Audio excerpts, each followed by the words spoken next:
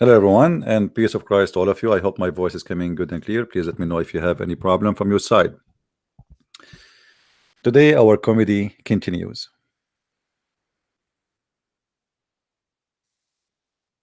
Yesterday, somebody sent me a video. Additional to the video where Muhammad Hijab and his Bilal, Ali Dawah, they are saying they will not debate me, and which means don't wait for it. I know they will not debate me, but we gave them a chance to see if they are really brave to so or to do so. So forget about the debate. Obviously, they knew that they are no match. And actually, I am not really interested in debating them. They are just a bunch of kids. It's not my level. But as you know, I take everybody. I take everybody. It doesn't matter how big, how small he is. And it doesn't matter. For me, every human being need to be rescued. We don't debate a person or speak to a person because he is rich or poor, or because he is smart or stupid. Every human being is a creation of God, and he beloved by the Father. So we don't people put down, but we put down liars, and we expose liars.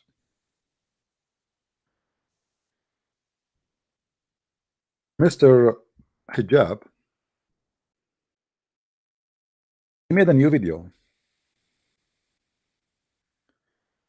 to explain, guys, I'm going to do something evil. I'm planning to do something evil right now. I don't know if I can share that with you, but it's really, really evil, at least in the eyes of the Muhammadan. I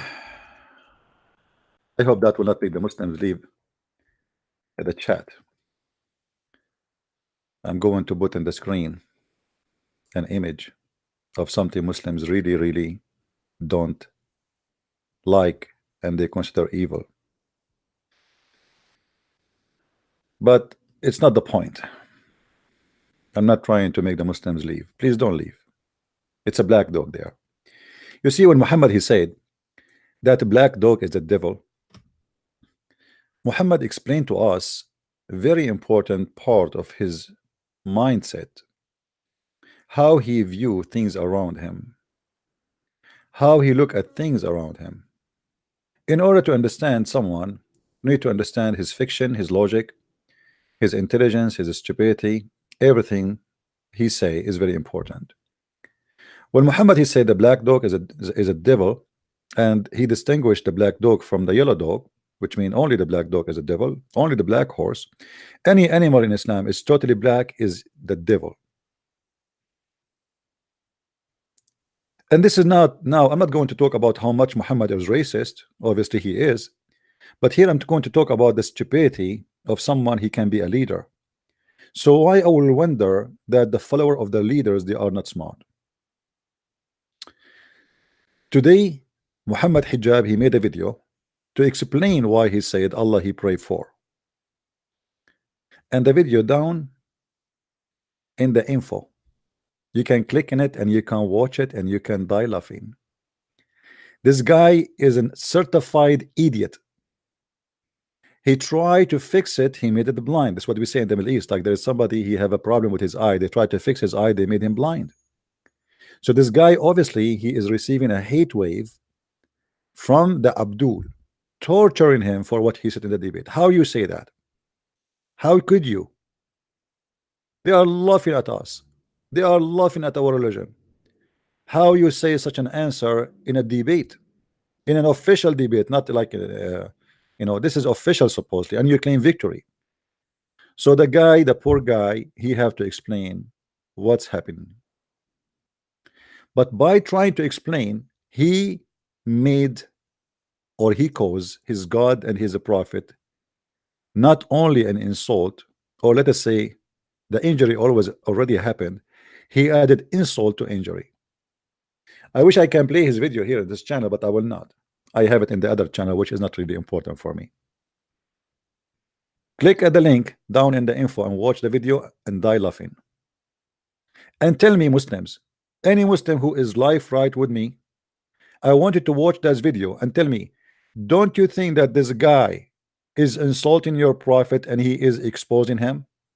Do you think really I want one Muslim he have any kind of honesty to call me and tell me what do you think about this guy? Watch the video and die laughing. Hijab, he did this in his video, which is down there in the link, which is something you can watch. We are not claiming things. And look like he was taking hashish. Muhammad Hijab, he wanted to prove to us, or to, let us say, not to us, sorry, to the Muslims, why he said that Allah pray for. He said that he was refuting David Wood, because David Wood was claiming that Allah pray to Muhammad, worship Muhammad, but David Wood never said that in the video. Never. What David was trying to prove that Allah he pray. That's the whole story. Go watch the video and see yourself. Nowhere he said that Allah is worshiping Muhammad. Nowhere. The whole argument is about what? About Allah praying. If Allah is God, he pray to who? This is why David Wood was saying, well, for us as people who believe in the Trinity, it makes sense to believe that no problem that Jesus he prayed to the Father. But when Allah he pray to who? This is what David Wood was talking about. There's nowhere he said that he is asking the guy Abdul Hijab why Allah he worship Muhammad. He didn't say that. Nowhere. And now he wanted to prove that he was right in that answer to the Abdul, not to us. So look what he said. He said, as an example, there's a chapter 9 verse 103. It says, خذ من أموالهم صدقة تطهرهم وتذكيهم بها وصلي عليهم. He is quoting for us this verse, and he is saying that this verse is exactly the same as that verse. It says وصلي عليهم. The prophet here he pray on them, and he says here, so when the prophet he said pray on them, does that mean he is worshiping them? Does that mean he is worshiping them? I mean, how stupid this guy is. You just now admitted and you convinced us again twice. You see, you cannot explain it how stupid you are more than doing it twice. What do you want to do? Do I do it 3 times now? How many videos you need to make to explain? And now each time you try to explain, you dig down. Look what he did, guys, by saying that. Again, the video is down there in the info. You can watch it later. By saying and admitting that the word here where it says pray on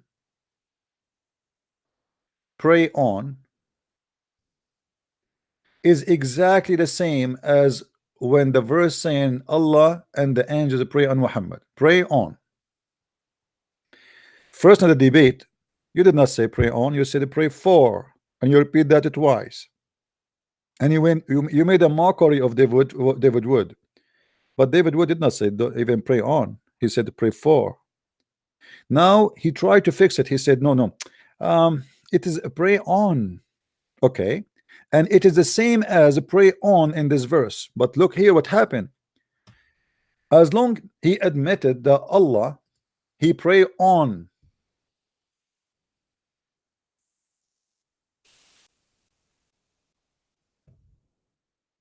The same as this verse. You just admitted that Allah cannot be God, because Muhammad he pray on their behalf to supplicate to who? To pray for who? To pray to the Muslims. He's not worship the Muslims, he pray for them. He is asking God to forgive them. Allah he pray on Muhammad, and as you said, when we say pray on, it's mean he pray. Muhammad he pray on now. Pray on the Muslims, but doing what? By praying on the Muslims. He's asking, supplicating to God to forgive them. Okay. Allah he pray on Muhammad, supplicating to who? You see how slow those people are? By doing that, by comparing between this verse yourself, and you are the one who choose it, and you are the one who select the verse, and you are the one who say this is the verse will give us the best example, so you cannot now take it back. By choosing this verse, you just prove to us that Allah cannot be God. If we go to Ibn Kathir to see what pray on mean, as long he's saying pray on here is the same as pray on in the other verse where Allah pray and the angels on Muhammad. Let us go to Ibn Kathir. In Ibn Kathir it says وَصَلِّ عَلَيْهِمْ وَصَلِّ عَلَيْهِمْ. Here we have it in English. And salli for them. Salli in Arabic mean pray. Means supplicate for them. Okay, wonderful. That's really fantastic. Muhammad pray on Abdul.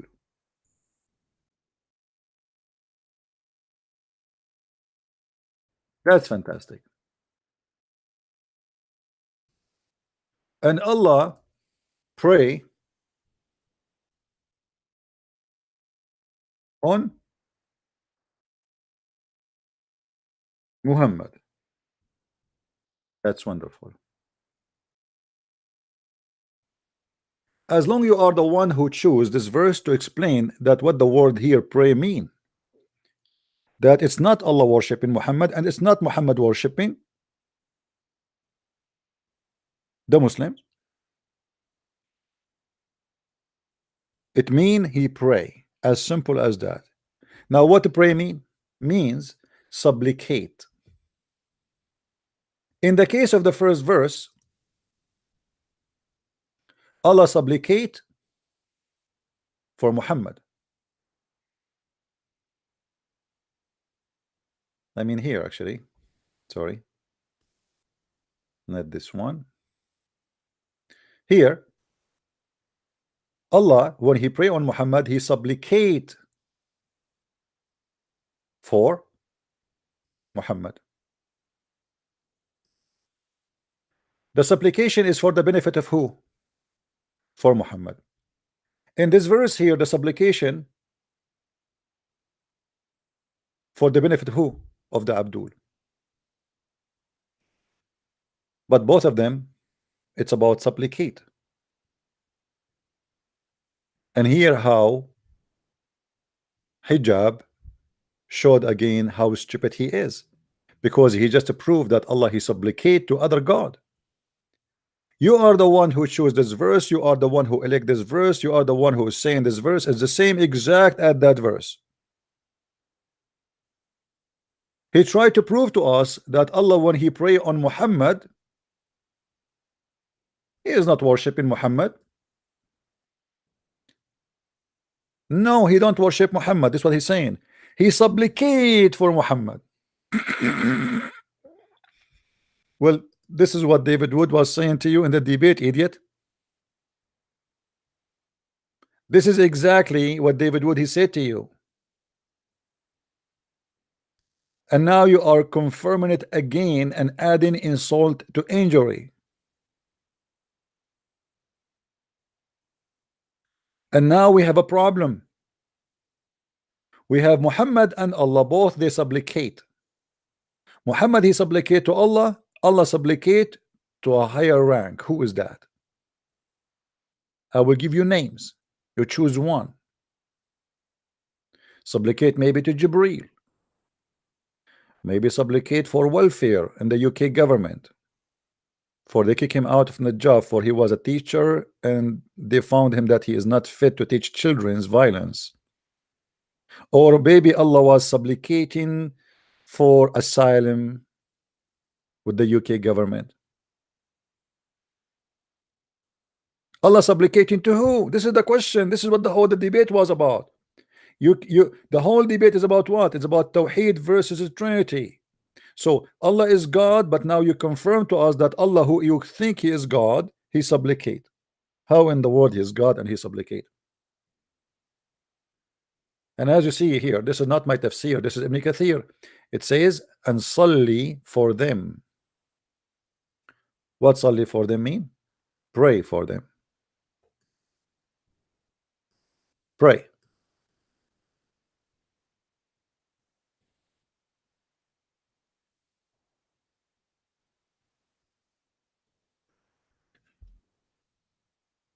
You Muslims could not find somebody to defend Islam better than those kids. And yet, after 8 hours from the debate, they ask you for 50,000 pound donation. Isn't it obvious that this is a scam?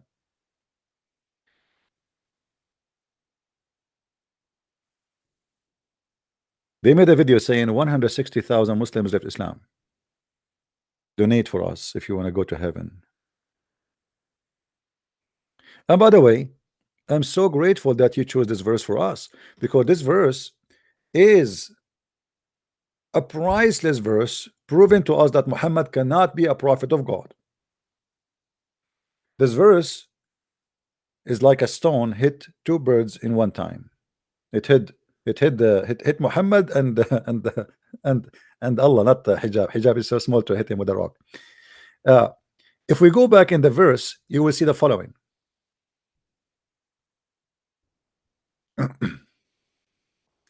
Allah saying to Muhammad, you see, Muhammad, he claimed always that he is not the one asking you for money. It's not him. It's God. I mean, come on. I'm just telling you what Allah he asked me. Of their goods, take alms, though so thou mightst purify and sanctify them. If I give alms, what will happen exactly? Guys, if I give money to Muhammad, what exactly will happen? Read carefully with me. And I want any Muslim to prove me wrong. Feel free to call me. My Skype is open. Only Muslim. I don't want to take a call from any Christian.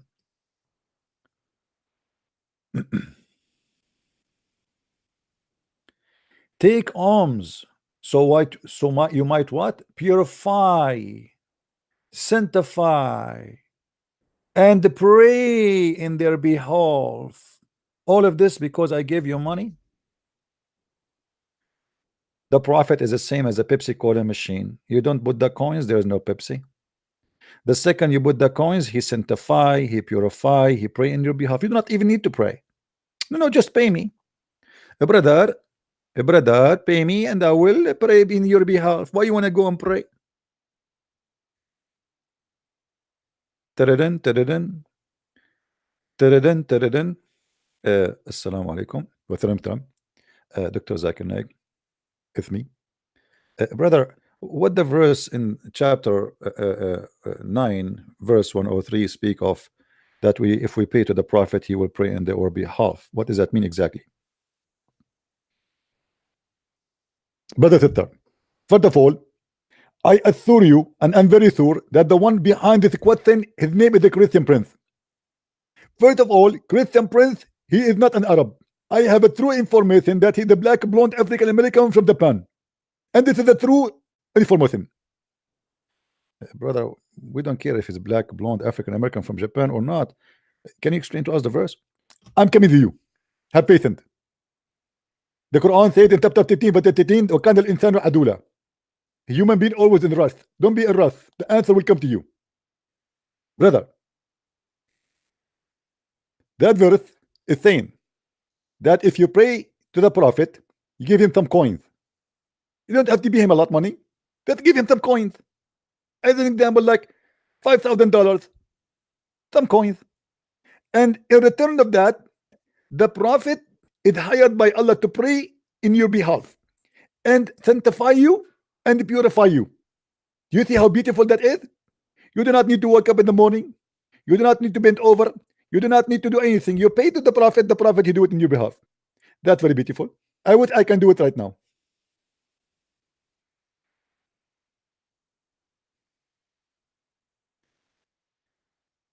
Abdul, I am Muhammad. Who wanna pay me money? I will pray on your behalf.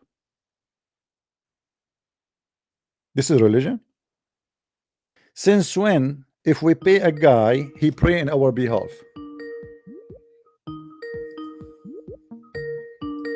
I hope it's a Muslim. Hello? Hello?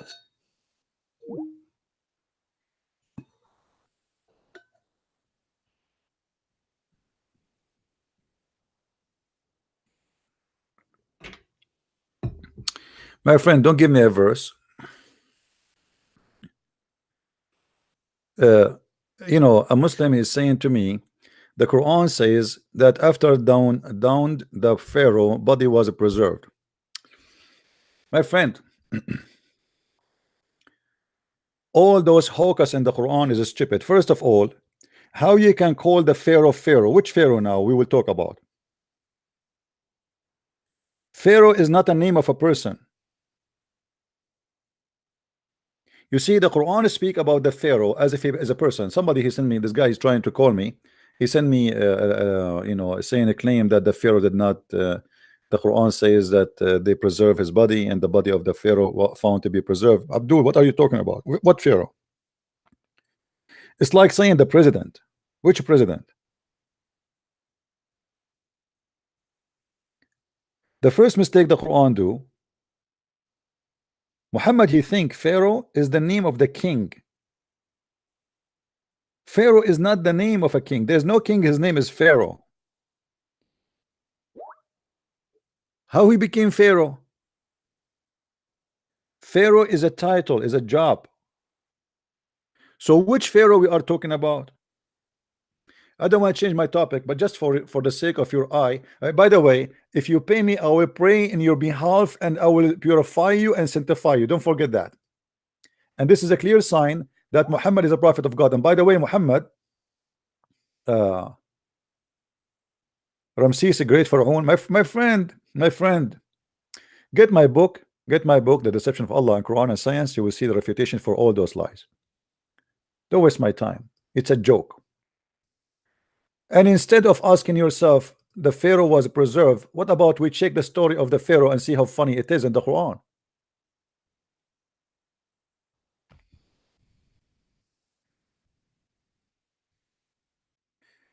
Oh, Lord have mercy. Call me, my friend, call me. I'm trying to switch to Arabic. All right, finally.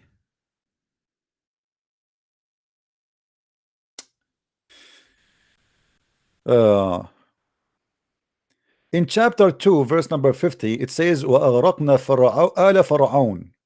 How he drowned him, and then how he preserved. How he is drowned and how he is preserved. If you go in the verse, let us read together and laugh.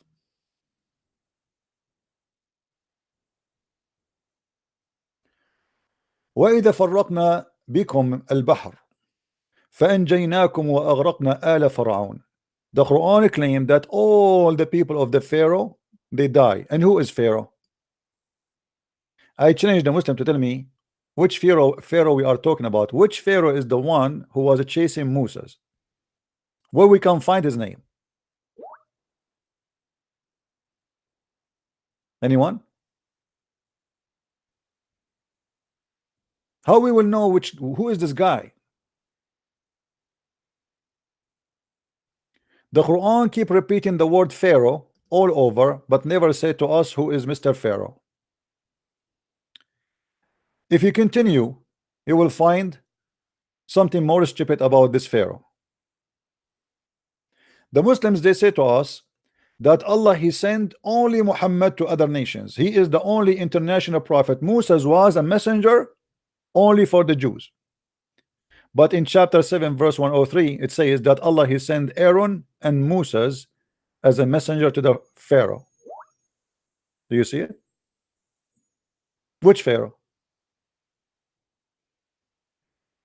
When you say we send our sign to Pharaoh, you see it doesn't say the Pharaoh. Guys, do you notice with me? It doesn't say the Pharaoh, it says Pharaoh. That's mean Muhammad, he think Pharaoh is a name of a person. Do you see it? not to the Pharaoh, which means to the king, like, because Pharaoh is a title. He think that Pharaoh is the name of the guy. What Ramses the Great? Why Muhammad? Why Allah did not say Ramses the Great? He said to Pharaoh. Do you know how many pharaohs there is? You see, if I say to you, I uh, I did rescue Muhammad Hijab from being kicked by David. Okay, which David? At least David is a name, but there's millions of David. But imagine I say to you, I rescue him from the king. What king? What king? Which king we are talking about? Why you are saying to Pharaoh? Why you are not saying to the Pharaoh? If you go in the Arabic text, you will see it says the following: Ila Pharaon. You see in Arabic, if it is a title, we add two letters in the front, A-L, El Pharaon. If it is a name, it comes without L. This is why Al-Masih is not a name, it's a title. This is why you will not find one Muslim there to name his son Al-Masih, but they call his son Isa. They call their son Muhammad. But because this is a great title, it's a name of God, nobody dare to call his son Al-Masih, because that means he's claiming that his son is Al-Messiah, the Messiah, and that will cause death penalty. So Muhammad speak about the Pharaoh as if he is a person who his name is Pharaoh. So when the Muslims lie to you and they say they found a body of a Pharaoh was preserved, what Pharaoh? And look, guys, look what Musa says to Pharaoh, just to show you that this is a name, this is not a title. In chapter 7 verse 104, Musa says to Pharaoh, what? Musa said, "Oh Pharaoh, oh Pharaoh." Musa says, "Oh Pharaoh." Trust me, my friend, if Musa speak this way to the Pharaoh, they will execute him right away. He will be executed in the spot. What of oh Pharaoh? That's it. It's like saying to me, like going to a king. This is a king. This is literally a king, a scary king, who he think he's almost equal to God. And imagine I go to him and say, "Hey Abdul," let us say his name is Abdul, and I say to him, "Hey Abdul," I will be executed immediately. Oh Pharaoh.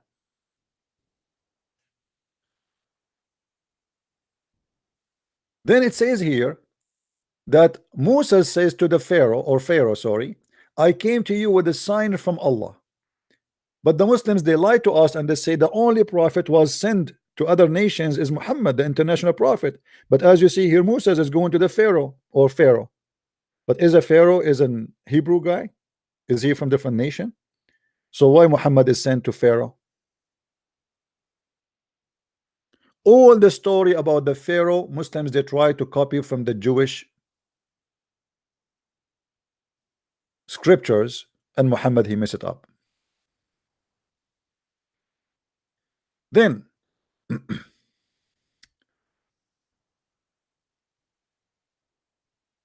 let us show you more so we can love more. Look how many times the name of Pharaoh appear.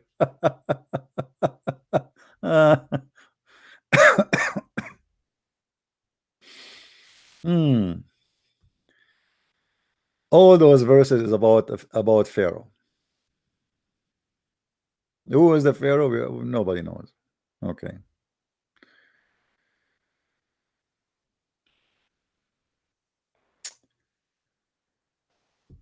Look what it says.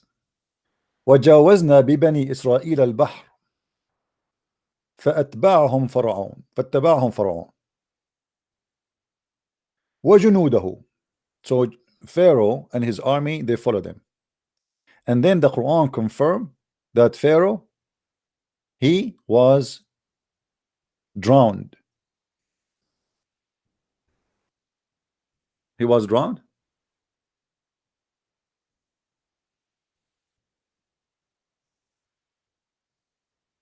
Who is the Muslim agree with this?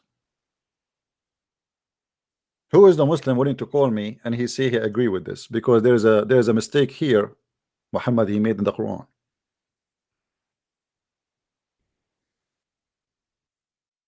Any Muslim?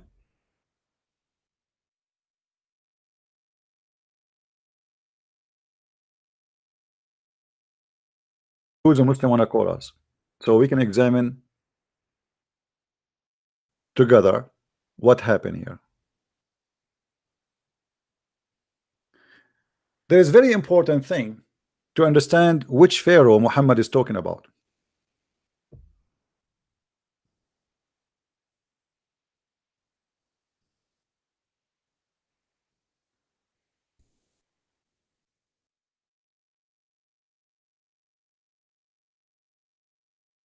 In chapter 26, 28, verse number 6, it says that there's a guy, his name is Haman, and his name repeated many times. And supposedly Haman is the leader, or he's a minister for the Pharaoh, or who is called Pharaoh. But who is Haman?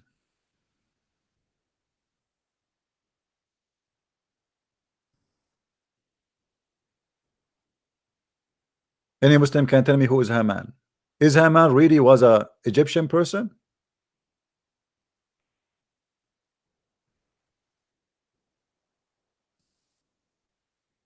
Do we have any Muslim on a call us?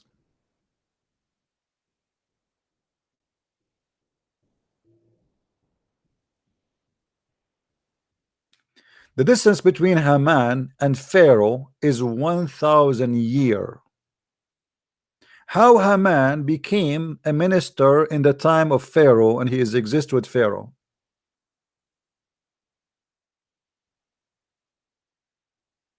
History report that Haman, he was a minister to the king. His name Ahshawirish, I think.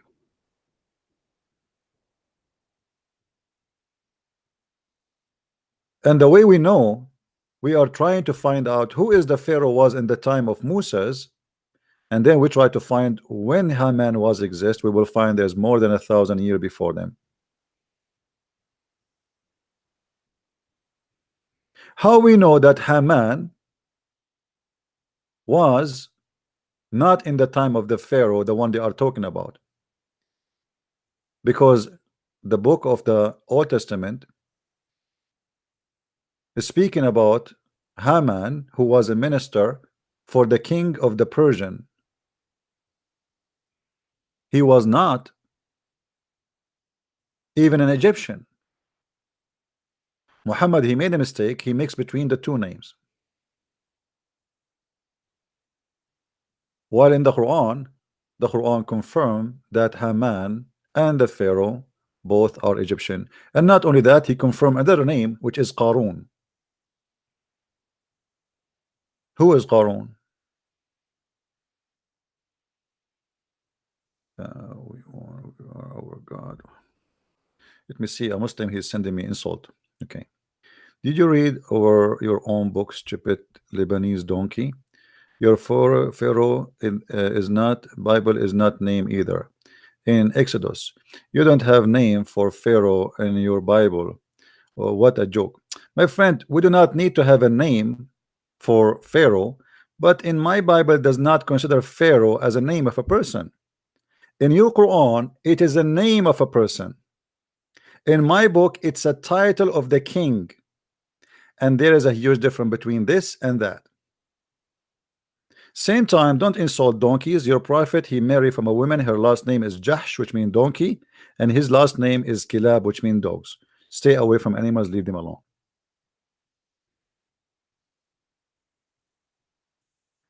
When you speak and you say Ila Fir'aun, Ila Fir'aun, you are talking about individual. His name is Pharaoh, not someone. He is a king and his title is the Pharaoh. When you say that Pharaoh and Haman and Qarun, three, they used to be exist in the same time, that means whoever wrote this book is a donkey. and he have no idea what he's talking about.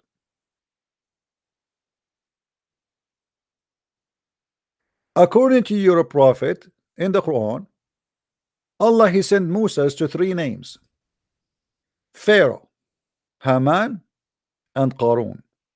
I challenge any Muslim to tell me what is the connection between Pharaoh, Haman, and Qarun. Any Muslim can tell us?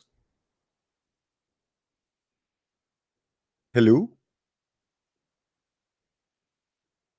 To Pharaoh, not to the Pharaoh, to Pharaoh, Haman, and Quran and Qarun, which is the name of Qarun in Arabic. Allah he sent Moses to them. Where is Mr. Qarun is located?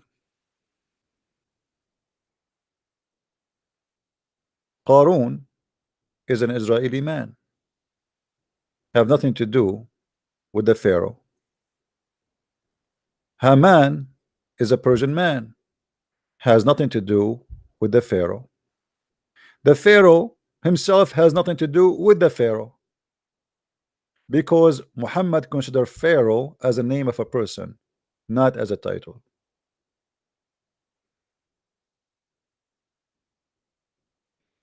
And to prove to you that Muhammad he have no idea what is written there, and who is Moses anyway, guys, in the Quran you will see Muhammad he said the following. Let us laugh just for the sake of education. And again, if anyone, any Muslim would like to call me, please feel free. Read with me what Muhammad he said, showing us that he is a false prophet. According to Muhammad, the Jews, they've been deceived by a Samiri. Who is the Samiri?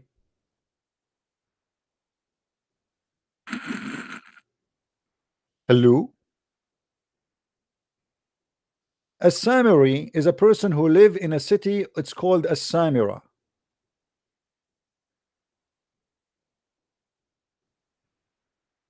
But that city was not exist in the time of Moses, and there is no Samiri, no Samaritan at that time.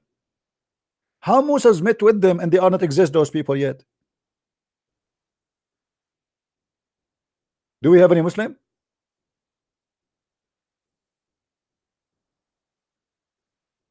Do you see it? Imagine I say to you, Moses he met with the German.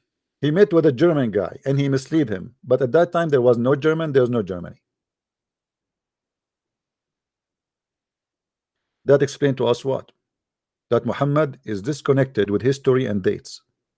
How Moses he met the Samaritan? Do we have any Muslim in the bushes?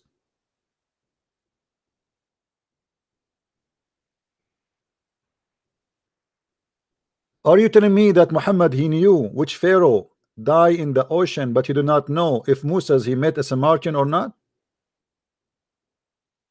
So how that is perfect for you, and this is now is exist. What we would do with this one? Let us say, for the sake of argument, what you're saying is true. How Allah makes such a mistake, saying that Moses he met with a Samaritan, and he this guy he did mislead them. And Abdul, how your God make a mistake says that Haman is a minister of Pharaoh when he is a minister of the Persian king?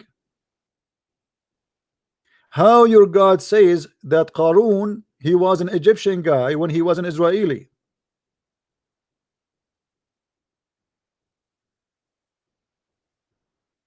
Quran is a series of mistakes, especially when it's come to history. Muhammad obviously he have no idea what he's reading and what he's talking about. And just to prove to you that Muhammad he think Pharaoh is a name of a man, Muhammad he claimed that Allah in the judgment like in heaven, Allah will give him the mother of Jesus. That's because he's filthy. And he will have in his bed the sister of the Pharaoh.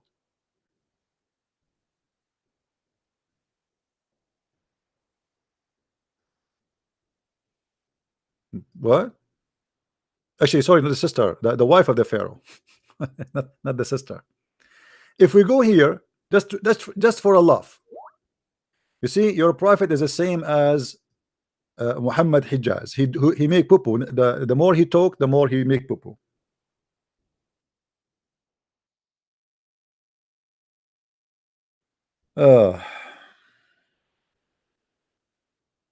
Guys, do you see here what it says? Muhammad is counting the names Allah is going to marry him in the heaven. So he count the following. Those are his wives. There's wives in the earth and there's wives in the future. This man is a madman. Even the dead one, he is going to have sex with them, including, this is how much Muslim they respect Jesus. They say that the filthy Muhammad is going to have sex with Mary, the mother of Jesus. Allah Messenger said, many amongst men attend perfection, but amongst women none attend perfection except Mary, the daughter of Imran, and Asiya, the wife of Pharaoh. See, he think that Pharaoh is a name and Asiya is a name. She is the sister of Pharaoh, not the sister of the Pharaoh, the sister of Pharaoh. In different hadith, Muhammad confirmed that he is going to have sex with her. And actually, in different hadith, Muhammad, he said, when his wife Khadija, she was dying, he said to her, send my greeting with you to my wives. Imagine how filthy he is. His wife is dying, and now he's asking her to send his greeting. Khadija, she said to him, greeting to who? Did you marry any women before me, Muhammad? He said, no, my greeting to the women who Allah promised me to marry in heaven. My greeting to women who Allah promised me to marry from heaven. The woman is dying, yet he is thinking about sending a greeting to his future wives. Isn't it telling you that this guy is have a mental issue? Imagine my wife is dying, and I am thinking now, right?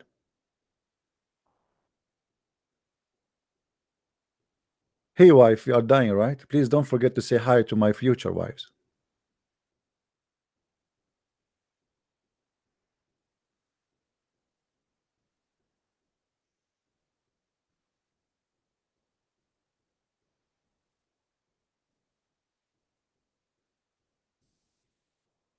Any Abdul? Who is a Muslim wanna call me and challenge me about the issue of Pharaoh? I like to take a challenge.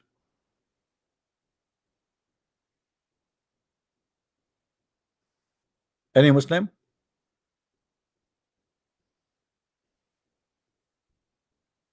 Who is the Muslim wanna call me and let us see which one is accurate in the Bible or in the Quran? Which one he got things correct?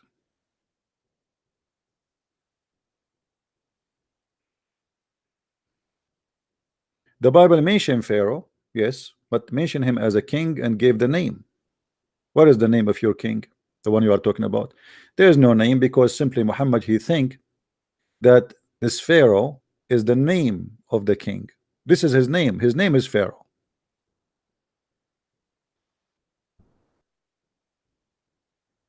The wife of Pharaoh.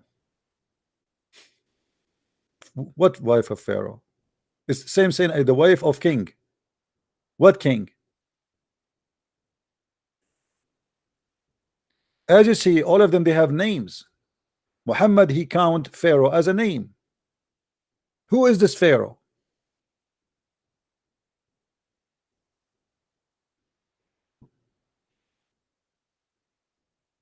And look here, just to make it more clear, in this hadith, the Muslim, they wrote it in Arabic, which is even nicer. Look what it says. Maryam bintu Imran, it's the name of a person.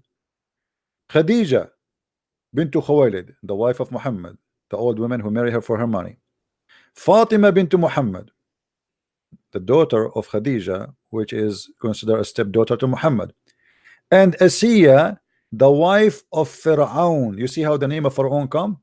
Not the Fir'aun, not a title, of Fir'aun. Like saying the name, the wife of Umar, the wife of Abu Bakr, the wife of a guy. What his name? Fir'aun. How Muhammad makes such a mistake? The story of the Pharaoh is full of mistakes from the beginning to the end. Who is the Muslim wanna call me? Last call. Mayday, mayday. Mayday, mayday. In the same time, the Bible give us an accurate information. If we go and check out who is Haman, we will find the Bible tells us who is Haman. Haman is a minister for a king from Persia. He had nothing to do with Egypt, and he was not exist with the time of Moses. There's 1,000 year difference between them.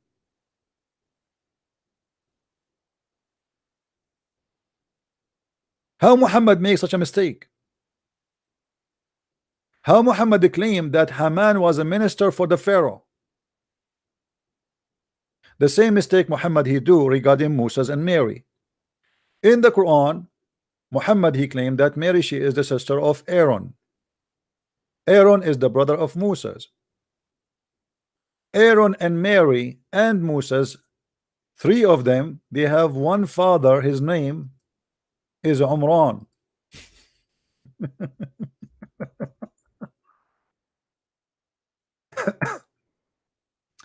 Umran, Abdul, or Imran, depending how you pronounce it in English. How that happened? And you are telling me your prophet he knew history? How Mary she became the sister of Aaron, and three of them they have one father. His name is Imran. Any Muslim can explain to us?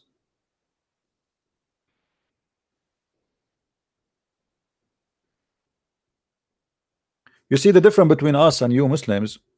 You claim that you have knowledge, but you don't allow anyone to call you.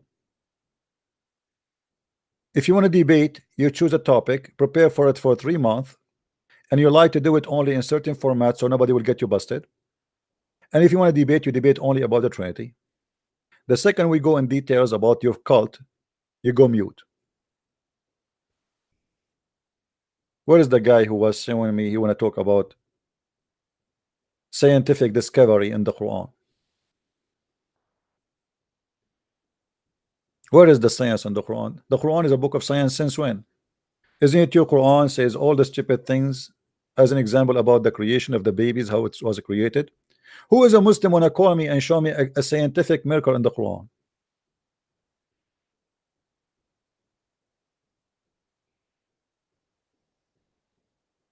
The guy he's saying to me, okay, where it says the name of the Pharaoh in the Bible. Okay, so why you don't call me and I will show you the name, my friend? Why you don't call me? It's a challenge. I will show it to you in the front of your screen and I will make you read it.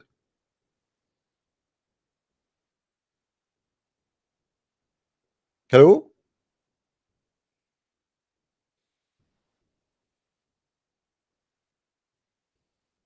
Hassan, call me.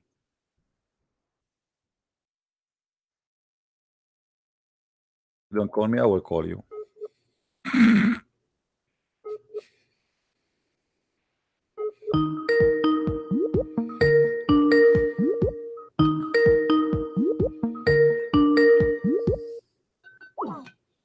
Coward, he hang up.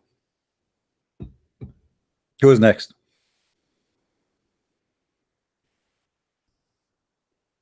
Who's next?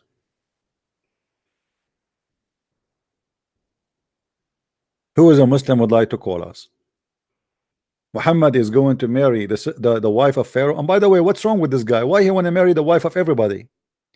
Why Muhammad? How Muhammad even he knew about the wife of Pharaoh? I mean, how Allah he met? You see, Allah is a dating match website. Allah he assigned to Muhammad Mary, the mother of Jesus. Look how filthy Mary, she have a husband. Asiya. Asiya, why Allah want to give Asiya to Muhammad? If there is a woman is exists, it's called Asiya. I don't know where even he's got a name. How Muhammad, why Muhammad will marry her? I mean, he have many wives already. Why Allah want to give him the wife of the Pharaoh? Can somebody tell me why?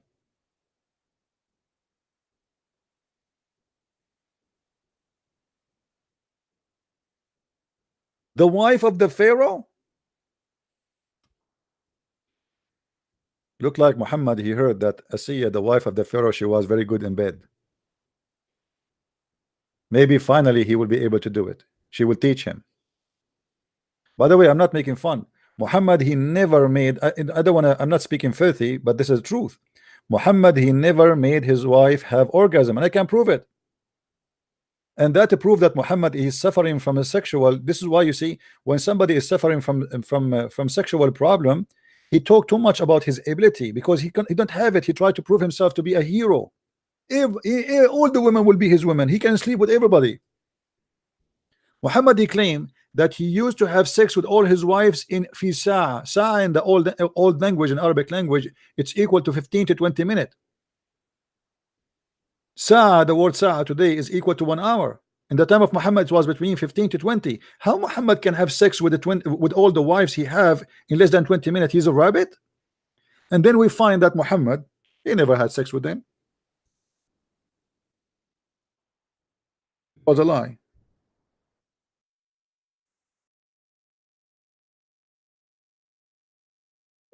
Read it. Abdul, he said he don't want to end my career, guys. The reason he don't want to talk to me in Skype because he don't want to end my career. Do you see it?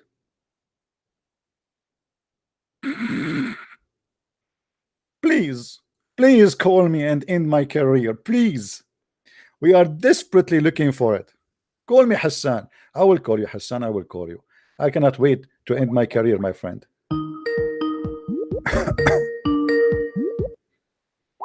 Answer, you coward. What a potato you are. Yeah, go. Yeah, I mean, guys, uh, what I can do? He don't want to end my career. I mean, the prophet continues for such and such a period of time, imagining that he had sexual intercourse with his wife. In fact, he did not. Do you see it? Muslim, do you see it, or I'm making things up? I challenge any Muslim to tell me what was the real reason for Muhammad to have such a problem.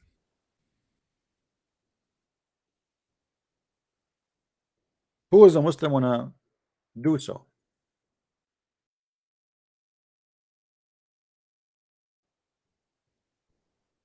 Any Abdul?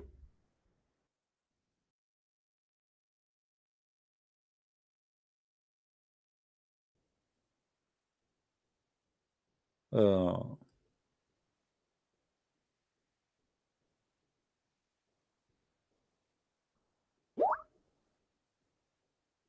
Muhammad Hijab. Let us see if this is the guy himself.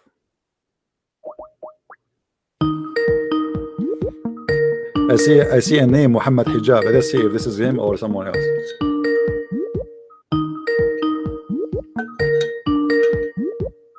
I'm calling him.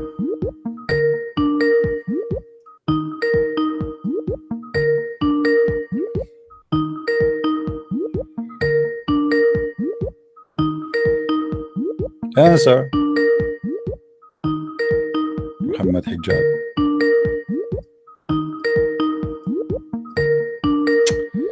Go, kid, go. Don't text me if you don't dare to talk to me. What Muhammad Hijab? Muhammad Hijab? I know it looked like him.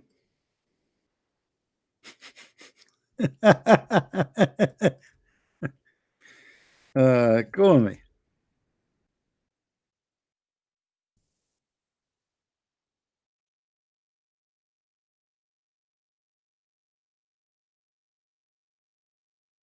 Let us see if this is true.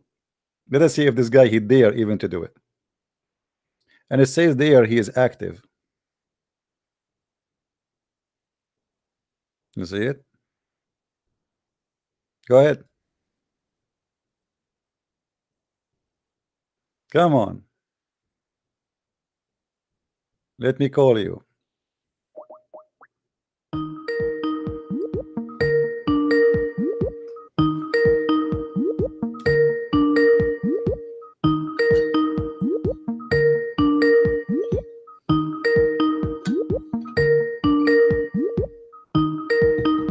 What's wrong? Are we going to spend the night? Call me and call you? Answer, you are active, you are there.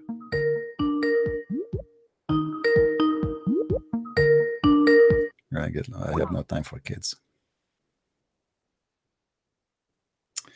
Anyway, Muhammad, he never was able to have any sexual relationship with his wives for real. If you go in different hadith, you will see Muhammad saying the following.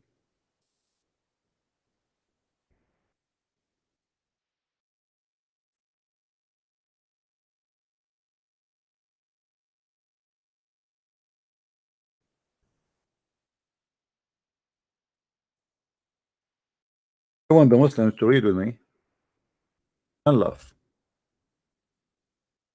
And by the way, this is a very clear evidence that Muhammad is a prophet.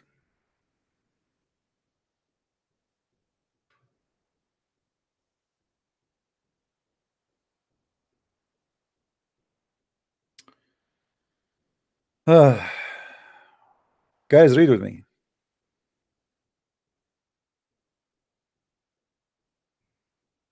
Read with me, please. The wife of Muhammad, she never have orgasm. The wife of Muhammad, she never ever had an orgasm. Read carefully with me. Here they are talking about a woman having water because she have orgasm in her private part. Muhammad, he answer her. She's asking if she should wash.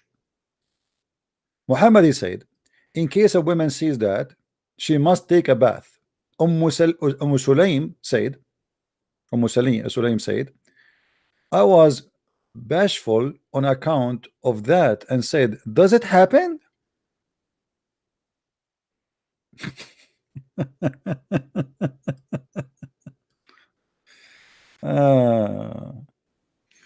Why those women they are asking such a question anyway? Muhammad is the consultant for vagina in town. They are asking the prophet if they should wash their vagina or not. And how a woman in the world, she is coming to the prophet with no shame, saying to him that yesterday I was imagining someone with me and he did bing bing bong bong. And Muhammad is telling her details about what she saw inside her private part, if it's a yellow water. And then Muhammad, he claimed that the orgasm, the water of the orgasm, the woman she see in her vagina, the liquid there, is the reason for the baby to resemble the parents, as you see, which is absolutely scientifically correct. Do you see it?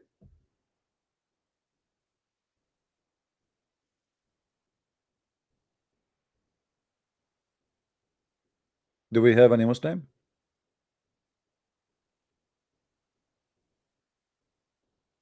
In this hadith, Muhammad, he make it more clear. He sound like Muhammad Hijab explaining sex and gender. In this hadith, the wife of Muhammad, she said to Muhammad, do women have that? She never have this charge. This is his wife. The wife of Muhammad, she never has this charge. Look what happened. Salim asked the Messenger of Allah about a woman who sees in her dream something like that which a man sees. What the heck? The Messenger of Allah, who is expert in sexuality, he used to work in a Playboy station. She said, if she sees that and has this charge, then let her perform bath. Salama, the wife of Muhammad, said, oh, Messenger of Allah, does that really happen? Hey, by the way, Muslims, is that his wife or this is someone else? Isn't this his wife? Who's a Muslim wanna call me? Any Abdul?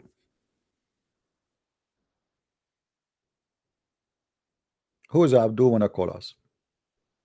Why this woman she is surprised that a woman she have orgasm?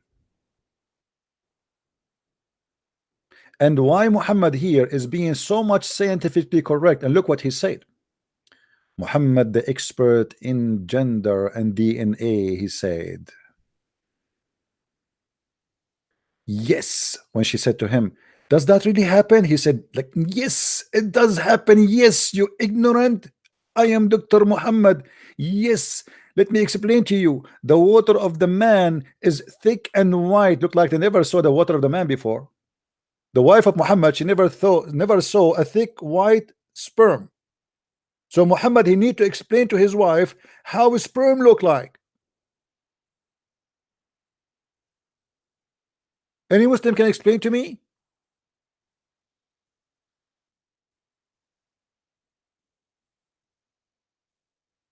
Why I need to say to my wife how sperm look like? Look like she never saw it before. And then he continues saying, and the water of the woman is thin and yellow. Look like this woman, she never have yellow water too. Which of them comes first? What? The one come first. The baby will resemble the parents, which means the baby will be a boy or a girl.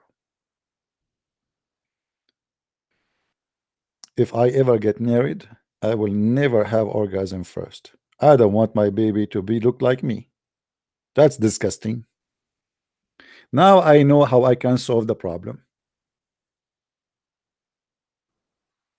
I will marry a woman and I will do my best to let her come first. And this way we will guarantee that the child will look like his mother and will be a beautiful girl like the mother.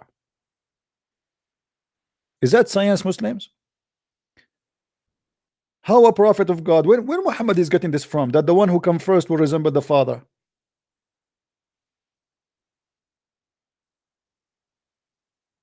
Hello? What happened to this guy Muhammad Hijab? He texted me and he did not want to talk. Why you text me then?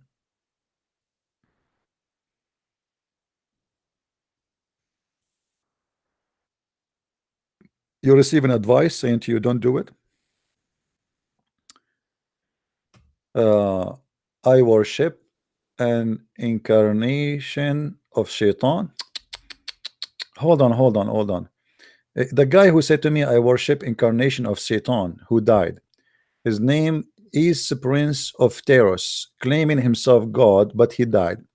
You see, my friend, I worship who I want to worship, but obviously you are the one who have a pain in somewhere I'm not going to name. Why you are upset? I worship the guy which I like to worship. What's your problem? What's your problem? Hmm? What about you call me so we can love together? Who is a Muslim would like to give me a call? Mayday, Mayday. Do you agree really with your prophet? Do you agree with Muhammad Hijab explaining the verses we mentioned in the beginning of this video? Do you agree with the humiliation this man is bringing to your prophet? Adding insult to injury? Saying that Allah and his prophet, both of them they pray? Both of them they are equal?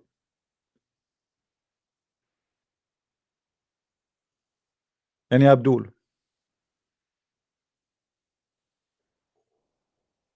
Who is a Muslim?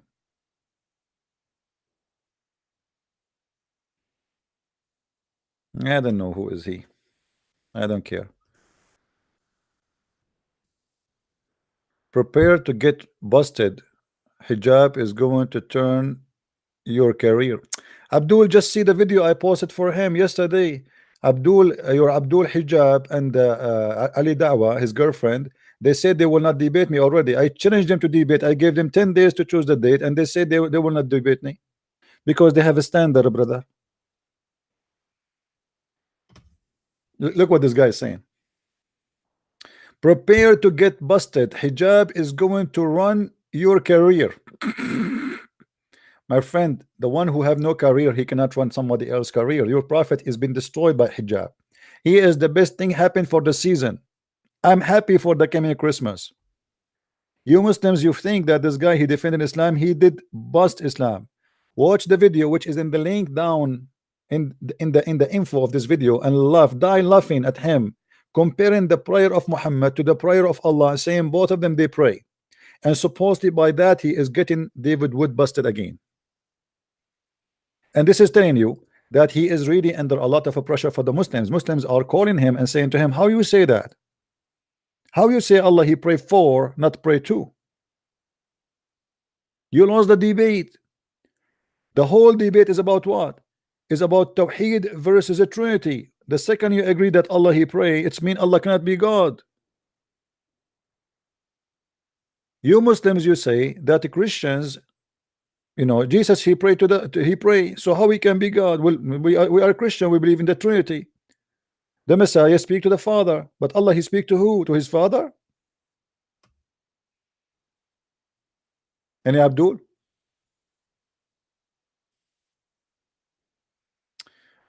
Grace, I don't have time for stupid kids.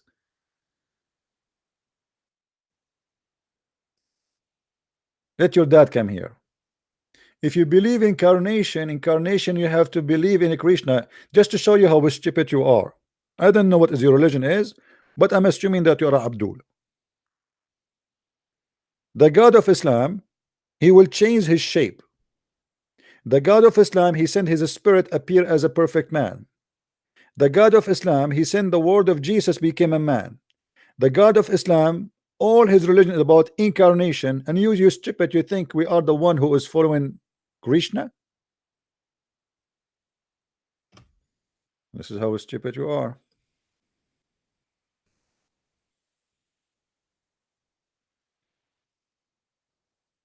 Any Abdul? No, it's not about a career. You see, let us say career. Who care? I mean, I don't. The word career mean nothing for me.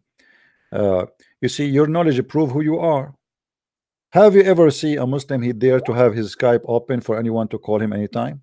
They don't dare to do that. Do you know why? Because they have no knowledge. They, even when they have a program in the TV, I call the Dean show, they will never let me get in. I have it recorded in YouTube.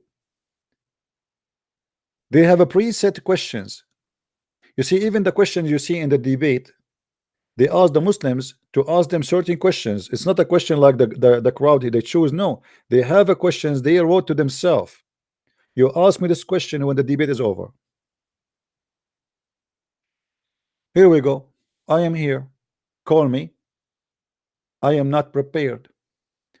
What they do, they ask you to prepare for a debate 2 months in advance. And they go and then they print from articles, collecting from here and there, copy paste, and then they memorize it. They go on the stage, they recite it, and bingo, we have a debate.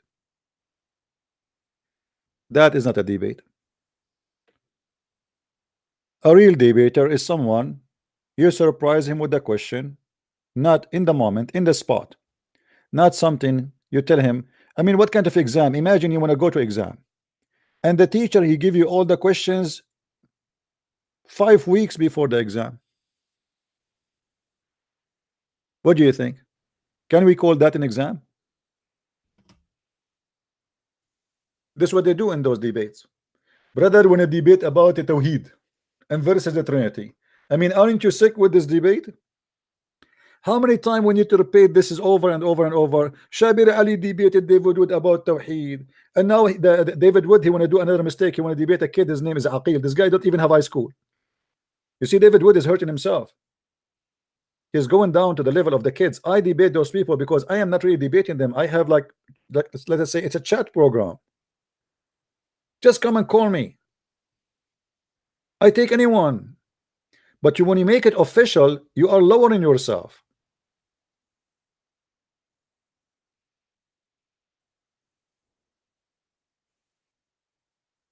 Why you want to do that? Why you debate a kid like this? We don't debate them. We take them. Just call me. I cannot call anyone I spoke to until now as a debate. You see, I have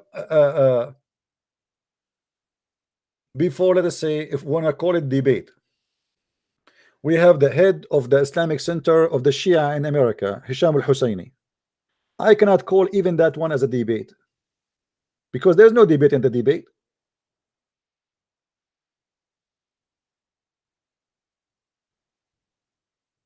The owner of the TV, before we start the debate, he starts saying to me, please, the Christian Prince, please be nice to him, please don't be tough on him, please, we want him to come back. So why you are inviting me to debate? The same they did with me when I debated with this guy Adib, the one who from the masjid of Arizona, the one who the one who made the miracle of 19, the lie, and the Muslims killed him in Arizona. They asked me the same, please be nice to him, don't be tough, don't be harsh, you know, be like. So why you are inviting me? That's why I stopped going there. I told them, don't ever email me or call me to debate anyone. You bring me to debate the guy and you don't want me to beat him, so why I'm there?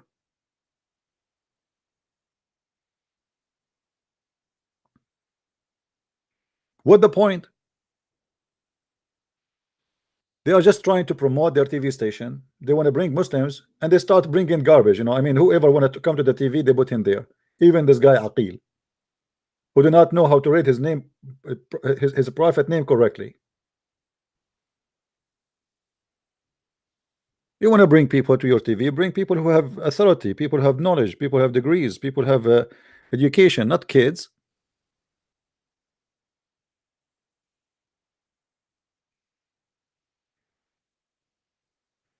We cannot talk about fart because fart is involved heavily in Islam. Somebody is talking about fart. If you want to talk about fart, just go and type the word fart in the research engine of Hadith or Sunnah.com. You will find there's thousands of stories about farting.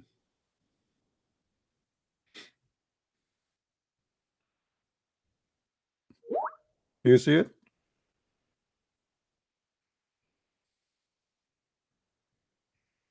All right, we will open time for Christians to call as long there is no Muslims to call. We will give you guys the coming 20 minutes for Christians to call us.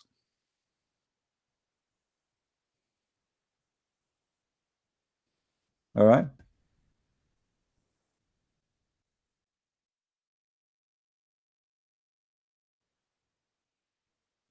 Have you ever heard of a religion that Allah will not accept your prayer if you fart? What is the connection? Not only that, Muhammad, he claimed that each time the Muslims they pray, Shaitan he do fart too. Muhammad, he claimed that Shaitan, when you pray, he come from your back and he take hair from your anus. And I challenge any Muslim to say to me, I'm lying.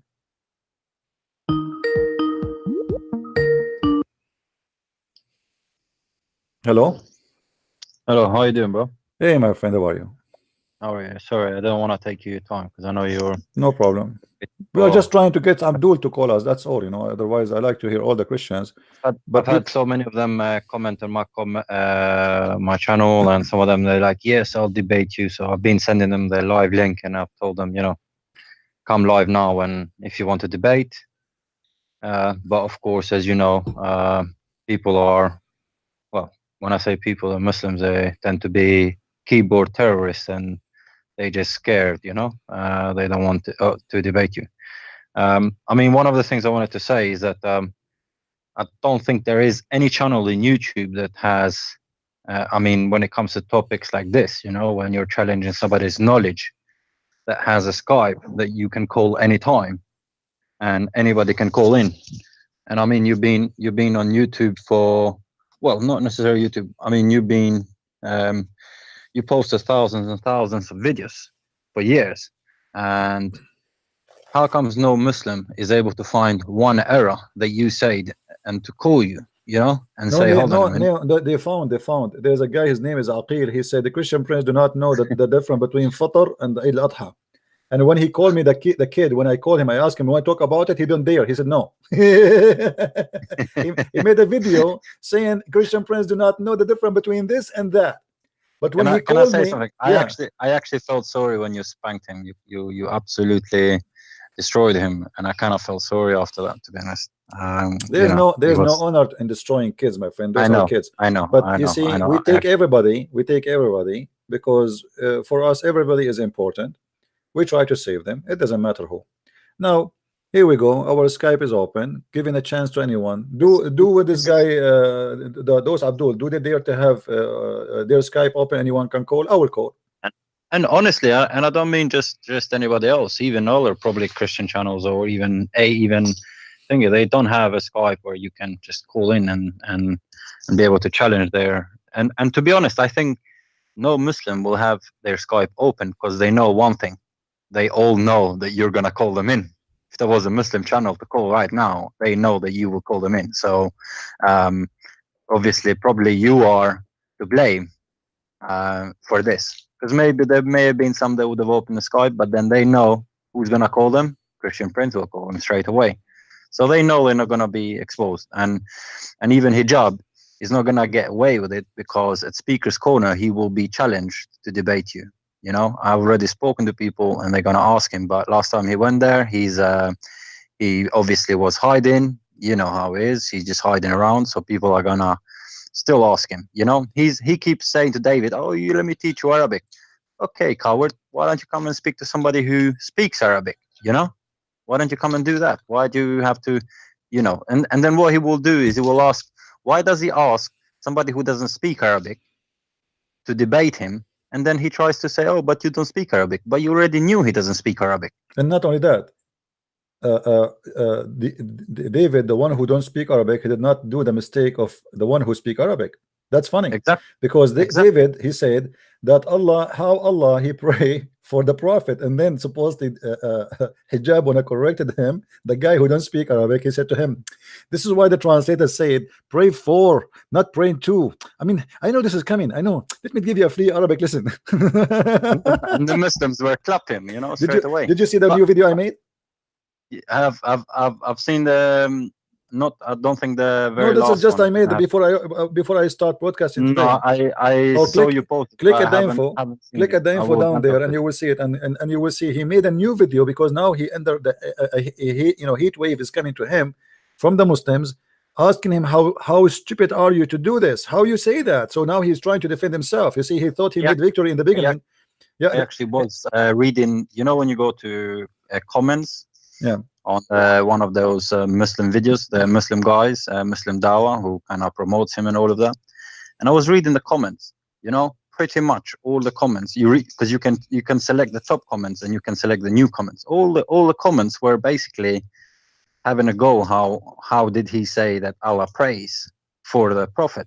But what happens is they delete the comments. Every Muslim channel, they will literally delete all your comments. They have I think they monitor them 24/7. You know, on my channel, like I'm not bothered to delete and who to do stuff. You know, sometimes the only people I delete the ones who copy paste large text, because I can see them. They paste in all my videos. You know, every comment they're doing about 20 of them, 30 in a row. So those are the guys that spam. Those are the ones I may get rid of, but not because somebody says something that supposedly refutes Christianity or all of this. And what they do is, if you read their top comments, what you'll have is all Muslim. You would think that there's no Christian there, but when you read the latest comments, is only all people. Doesn't matter if even Muslims sometimes they're actually criticizing him for that, but they will delete their comments or hide their comments. I just wanted to say also, you know, I want to say well done to people because they've been posting videos. So I would ask people not to be disencouraged. You know, it doesn't matter if you have 5 subscribers or even 10 subscribers, you should still post videos. You know, even if you have 5 views, as long as it's somebody who never heard this stuff or read this stuff, you will give somebody some knowledge. So it doesn't matter if it's 1 person or 100 people, you should still post the stuff. So well done to the people who've been posting. I've seen there's been loads of people they've been posting, and I asked them that they, as the Bible says, do not be disencouraged. So they should post videos, make videos, cut and paste, and post them. So well done to anybody who's been doing that. You know, so you know, don't be disencouraged. Just post them, and basically that's what it is. It's information war. That's what it is. So that's what I wanted to say. One quick thing. he said about basically Quran not being a witness. But in the end of the day, if they believe that the word of Quran is the word of Allah, and then it is actually the word that is going to be a witness to them. Do you know what I mean? Yeah. So it doesn't make sense. So that word is going to be a witness to you. You know, we know that the word of God is going to be a witness to us. You know. You saw the video I made about this issue, that about the Quran will come as a man. You know. Yeah, you Okay. did. You Yeah. did, and you explained it Anyway, he's perfectly. lying. Obviously, you see, he said that this is a recitation. It's not. It's not the Quran will intercede for He didn't you. show any proof, CP. Yeah. You know, he doesn't show any But proof, this is and I not, think he by was the way, trying to but this be. is not his fault. I cannot blame him. You see, David, he have a problem. He did not stand for what he just said.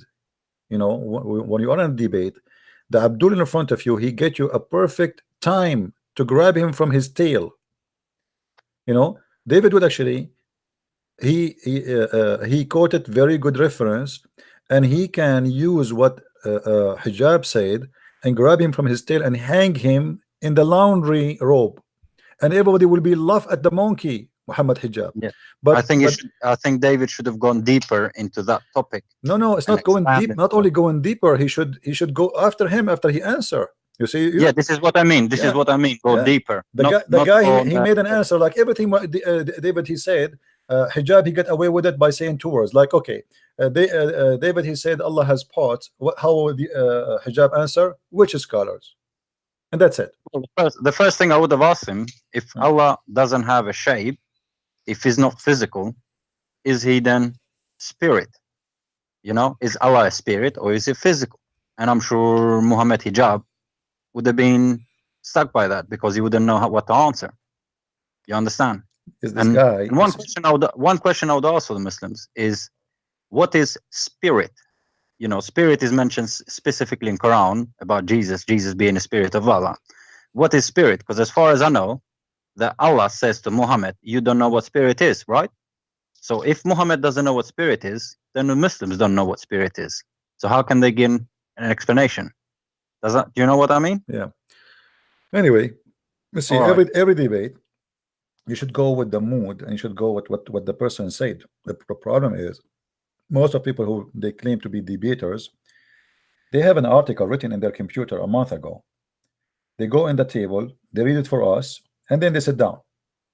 You know, and then they don't focus on what the person is saying, because this is what the most important now is what he just going to say, not the article you wrote for yourself a month ago. And this is the weakness of this debate. Hijab is a kid, and I'm not going to question him why he's being a kid. He's just a stupid kid, and he gave a great opportunity to David Wood to destroy Islam. We don't care about Hijab himself, but but Hijab himself, he was a great opportunity for David Wood to expose Islam wide open. But David, he relaxed, he sat at the table as nothing happening, he heard nothing, you know. And yeah, I however, mean, when I heard him say that, Allah said in the Quran, be, and he was, you know, and you know, basically said to Jesus, and he was, and he said to Adam, and he was, you know, this actual verse in the Quran actually makes Quran a big joke, because it didn't say to Jesus be and he was, because he actually blew the spirit into him. But why David did not say that to him?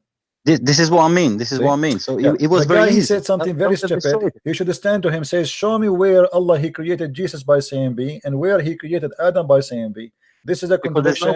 Yeah, this is a contradiction. Thank you very much. You just prove Islam to be false. So this is how debate is. The debate is that you have to be strong, and you have to be consistent, and you have to chase for answer. You don't relax, you know. Like, you know, when a Muslim he called me, I will not let him go. I will shout, I will scream, I will force him to answer. I don't let it go. If he says something, it doesn't matter what the word he just said. I say, did you say that? Did you say that? You know. So this is what a debater should do. He should be consistent. They try and get away with it, you know. Right? They try and no, you cannot let him get away. Otherwise, there is no debate. Yeah.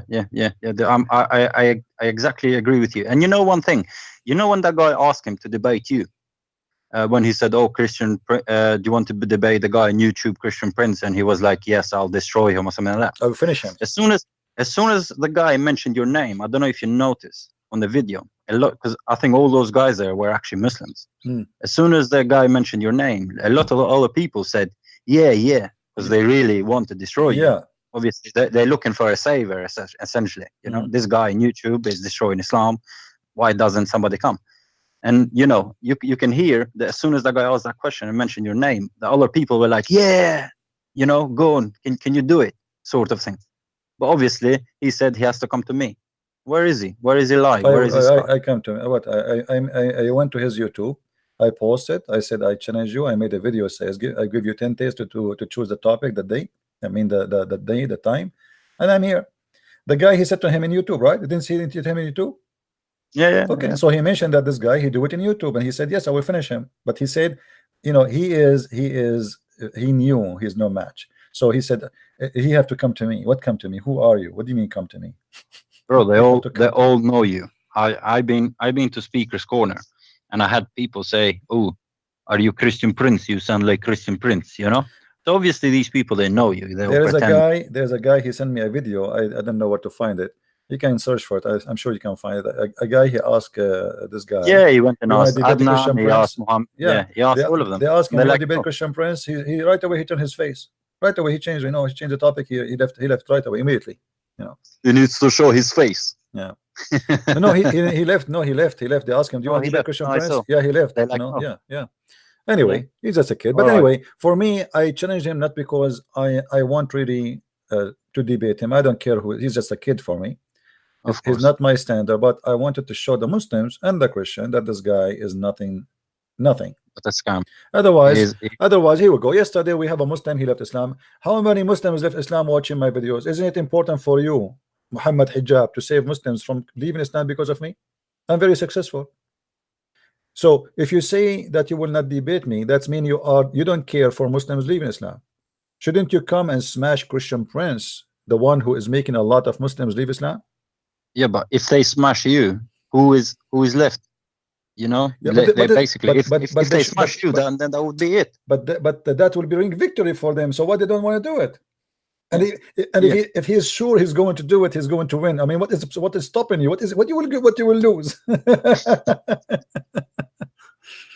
Oh, bro, you know you're gonna destroy them. All I say, keep it up, good work, and I'll say to all the guys who've been, because I've seen there's a lot of people who've been posting, so I would say keep up the good work. You know, post the videos, post into the channel. Some of them they're doing a very good job, so I'll say keep it up, because I think I've seen that a huge increase recently of videos being posted, and we will still be asking him at Speaker's Corner to come and debate. You know, he's not gonna get away that easy.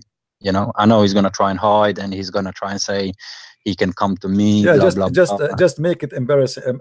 I know it doesn't matter how much you force him; he will never do it. But just I know. Just make it like as kind of harassment. Like, why you are running from Christian Prince? Yeah. Ruin his day. Ruin his day. All right, bro. God bless you, man. God bless you. Nice one. Take care, my friend. Thank you. There's somebody who's saying David Wood got destroyed. My friend David Wood is the one who destroyed the guy, but because they are people of mockery, they are trying to make it as David Wood is the one. I agree, David Wood, he did not do a good job. He should, as I said, got him busted immediately. But the debate was 100% a win for David Wood, because the answers of this guy, the idiot Muhammad Hijab, is priceless. You see, I already have what, 5 videos about Muhammad Hijab. All of them, they are priceless. Go and watch them. You will die laughing. And I challenge anyone to make a video making laugh or a joke about what David would say in the same debate. Your Hijab, he agreed that Allah he pray. He said Allah he pray for, he don't pray to. In the debate, your Hijab, he said that the word Elijah mean God is with us. It's calling David Wood supposedly. Hello, Christian Prince. Yes, my friend. I'm calling you all the way from Australia. I messaged you before a while ago, and I just wanted to say I love your work. I'm a fellow Christian like yourself. I'm an Egyptian, Coptic. And I just want to say, God bless you, and may He protect you from all the evil around you. Thank you. Because I know I know exactly what you're going through because I've been challenged in the last 8 years as well throughout my career by fellow Muslims, and the best I've ever gotten from them is my Bible is corrupted, and I say great, tell me when and where it was corrupted, and the best answer I get is the Council of Nicaea. Mm. And I said, well, can you explain to me what happened in the Council of Nicaea? They have nothing. Mm. And when I tell them, well, can I prove to you that Jesus is your Lord and Savior from your own Quran? And they say, well, if you don't believe in the Quran, why are you referring to it? I said, because I know you will not listen to me if I read you from my Bible, because since you claim it to be corrupted, why am I going to use my own Bible? I can prove it from your own book. But then they can never understand when I tell them Jesus, who is the Word of God, Kalimat Allah, and I say he is Ruh Allah, and they say to me, oh, spirit can be translated into angel. And I said, no, it's not. And I said, you can't explain to me Arabic. And the Muslims that I speak to are not Arab Muslims who don't know Arabic as a first language. And when they say to me, Sallallahu Alaihi Wasallam, and I said, do you understand what you're saying? And they said, yeah, peace and blessings be to the Prophet. And I said, but hang on, slow it down. Let's break it up word by word. I said, Salah means prayed. I said, who prayed? What's the next word that you say? Allah. I go, what happened in the translation? Where did Allah go in the translation? And I said, so we say, Salah, Allah, God prayed, Allah prayed. I'm like, to who? Who's he praying to? I'm like, aren't we the ones that are supposed to be praying to God if he is the Almighty, the Majestic? And they never say, oh, that's because your heart is black and it's corrupted. And I said, oh, Jesus Christ, you guys need help. My friend, I will answer you about that. There is no need to go in this argument with the Muslims. When a Muslim he says the Bible is corrupt, ask him, you are talking about the Bible of Allah. And in a second you will see that his face will turn yellow and blue and orange, because how stupid it is to believe that Allah is the one who sent the Injil and he is the one who sent the Torah, and then you are saying to me that Allah sent books but his books is corrupt. So what's my problem? You know what I mean? Why you want to? I tell him. But no, you should not. You should not defend. You should not say, "Oh, it's not corrupt." Say to him, "Yes, your God Allah is corrupt. Your book is corrupt." That's stupid. Your God Allah can protect his book. So why you are attacking me? Why you are blaming me? This is your God book. It's corrupt. So what's my problem? Yeah, you're right. I You know what I didn't think of it that way. Yeah, use their logic. You know, it's a stupid, because remember, the Muslim believe that the Injil was sent by Allah and the Torah was sent by Allah. So if they believe that the Torah and the Injil is corrupt and this is the book of Allah, so what's my problem? But when I tell them, I refer to the verses in the Quran saying "Mabayna yadayhi" and affirms our books, and I said, well, then they tell me, oh, but then you guys corrupted it, and they. I know they always refer to the Old Testament in the Torah, where they say the people of the Scripture, they're the ones that were changing the words. I said, that's great, but where was it changed? Please tell me where. And they say, yeah, but I believe in the original Injil. And I said, well, where is the original? You see, my friend, the Muslims, they don't even have the Quran of Muhammad. Even the Quran, I know that. They don't have even the Quran of Uthman. They don't even have the Quran of Hafs. Hafs, he came 200 years after Muhammad. They have the recitation called the recitation of Hafs, but they don't have a book. It's called the book of Hafs. And yet they have no problem. The Muslim, they don't have manuscript of the Quran. They have nothing. They have zero. And then they say to us the Quran is preserved. And then we go and we find that Umar al-Khattab, he said that the Quran used to be 1,000,000 and 25,000 letter, which means 1,025,000 letter. And what is left today is less than 260, 270,000 letter, which means more than 85% of the Quran is gone. The Muslims, they say in their books that the chapter of Al-Ahzab used to be equal to the chapter of Al-Baqarah, which means the cow, and this is the biggest chapter in the Quran, which means there's more than 100 verses in that chapter is gone. So when the Muslim, they speak about preservation of a book, that is a joke. Even the hadith says that the prophet, when the prophet died, a goat came and ate the Quran. Now, Yeah. was that gay? What was that goat? Was that goat sent by Allah, or this is a goat sent by the Jews? Yeah, that's a funny one. The one about the ayah of the breastfeeding or something. Yeah, breastfeeding and stoning to death. So Yeah, when they under say, Aisha's pillow or mattress or something. yeah, well, here we go. Yeah. It says when let us see. Aisha, she said, let's see here. Read with me carefully, guys. The verse of stoning to death and breastfeeding adult 10 times was revealed, and the paper was with me under my pillow.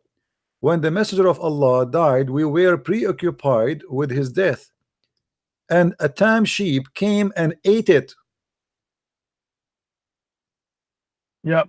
Do we have any Abdul in the bushes? Can tell us where we can find the tame sheep? Mayday, mayday. A sheep is winted. It's black, it's dark, it have 4 legs.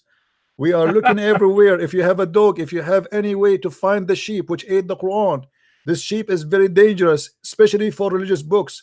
She have a special appetite to the words of Allah, and she is the one was able to flip Muhammad over his bed when he was dead. How Muhammad was dead on the bed and the book was under the pillow, and yet the goat was able to eat the book. In order to do that, she have to flip Muhammad from the bed. Yep. Muhammad is I sleeping agree. in the bed. He is dead. How the goat was able to move Muhammad? I want to make a cartoon about this one. Another point I wanted to bring up in the debate between David Wood and the joker Hijab. I can't remember exactly where he was saying who gave something in Christianity the authority regarding a verse or a book. I can't remember exactly what he said, but the first thing that hit me in my head when he said that comment, if I was standing on the stage and I would have then said, well, then I can ask the same question back to you. Who gave Osman the authority to only pick one recitation from the 7 that was approved by Muhammad? Because when he said, the angel told me it's 7 different dialects or ways, well, then who gave Osman the authority to only pick one and burn the rest? Not only that, you see, Muhammad, he said in the hadith, when he spoke to the angel, he said to him, when he kept asking for new recitation, he said to him, my people cannot take it. My people are not capable of preserving the Quran or understanding the Quran unless you send me more recitation. So it is about its necessity is not a choice, it's a must. I have a Muslim calling, my friend. Forgive me, please. No worries. Take him. All right. God bless you and take care, Christian Prince. Take care. Thank you. Bye-bye. Hello? Yes, sir. Hello, my friend. Are you a Muslim? Yes, sir. So what do you want to say to us, Mr. Muslim? I don't know what you've been talking about. Well, I'm talking here. I have a hadith in front of me. As long you just call. First, let me welcome you, my friend, in your life on air. People, they can hear you. I have a hadith here which is sahih. It says the verse of stoning and the breastfeeding for an adult 10 times was revealed, and the paper was with me under my pillow. When the messenger of Allah died, we were preoccupied with his death, and a tame sheep came and ate it. This is Aisha, the wife of the Prophet, speaking about how the Quran is missing verses. What do you say? First of all, my name is Sheikh. I live in the United States, and I'm from Africa. Okay. What I would like to say is, clarify something is, I do not believe in some hadiths. I do not believe in that hadith because it contradicts the Quran. You believe in what? Everything that contradicts the Quran. Okay, how does hadith contradict the Quran? How does hadith contradict the Quran, my friend? Because Allah said in the Quran that can you let me talk? I'm talking. I've been hearing cutting off people. I start saying something, you start cutting me off. You ask me a question, I'm answering you. I'm not talking, Abdul. Give respect. I'm not talking, Abdul. I'm listening. What's wrong with you? And why you are screaming? Can we do that? I'm not your wife to scream at me. Don't do that. Hello, Abdul. Be respectful. Speak as a man, not a kid. Now go ahead. Where is the contradiction? Where is the contradiction with this hadith in the Quran? Show me. Don't go play games. Where is the contradiction? Go ahead. Where is the contradiction? Go ahead. Just stop up and let me talk. You ask me a question. Let me Talk. answer Who's your holding you? question. Abdul, stop. Shut up. Stop. Get lost. Don't call me again. I'm just saying. You ask me a question. Don't call me again unless you want to speak talk. as a man. Get lost. Obviously, you are trying to escape. This is why you are screaming.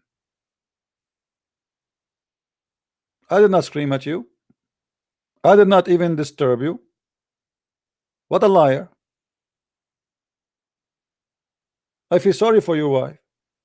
What do you do with your family inside the house? Do you beat them every day? Stupid idiot. We are talking. Where is the contradiction between this hadith and the Quran? If you have an answer, call me.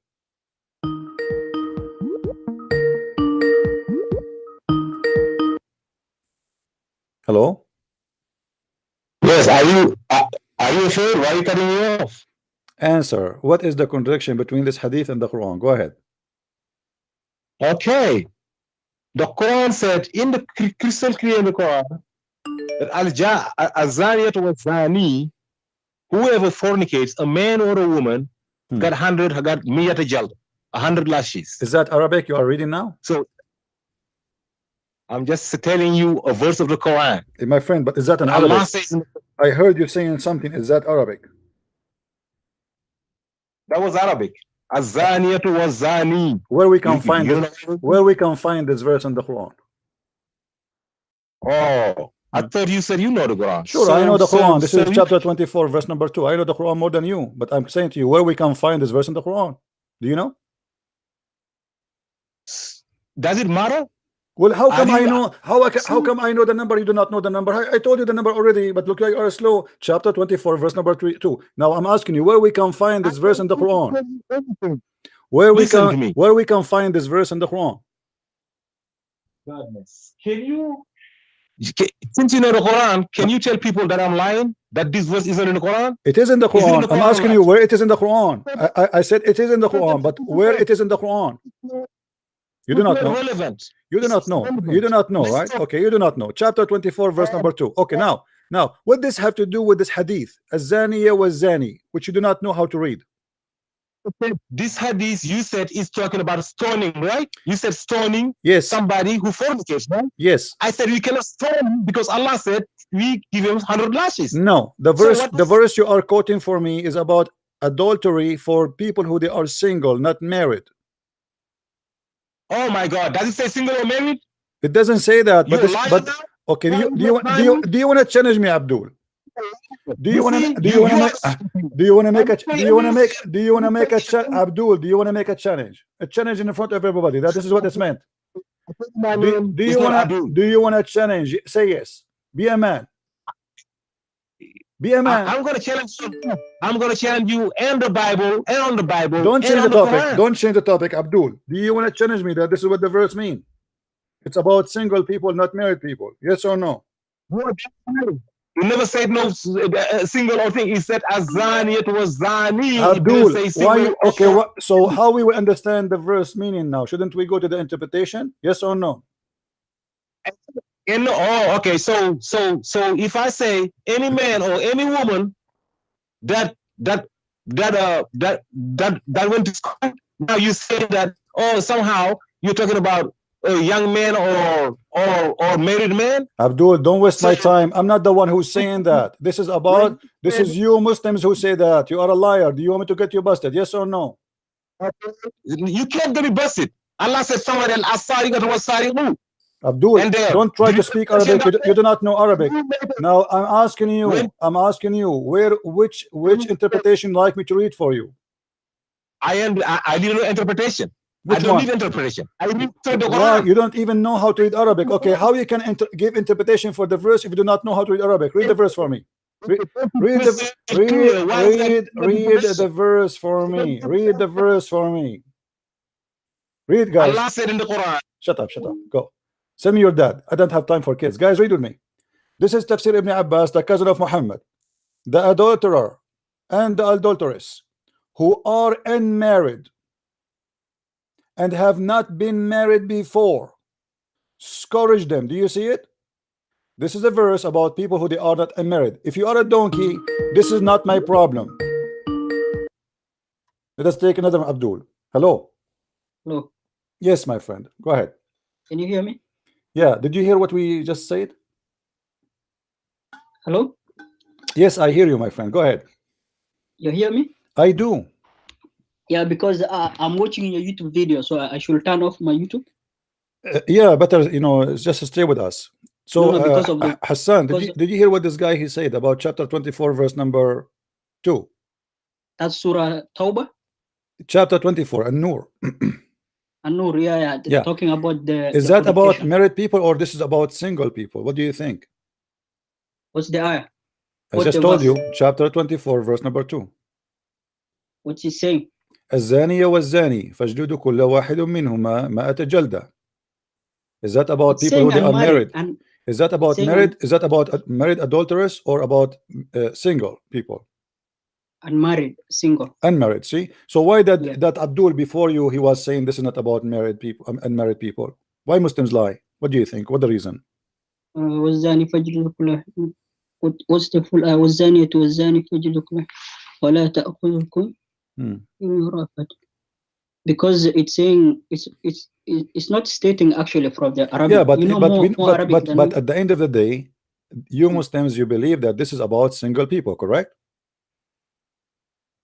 For the lesser punishment is the ones who are not married yet. Yes. Okay. So why this guy Lesser who called punishment. me a second ago, he was lying, saying this is not He about married doesn't- people.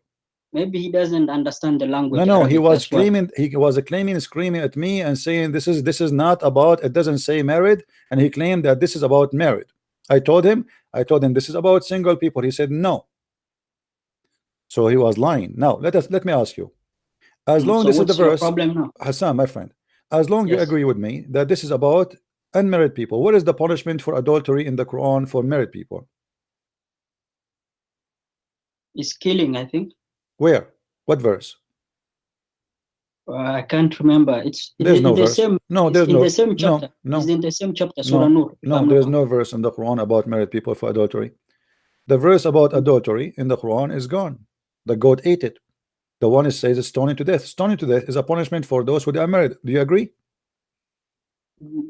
Correct? Which one?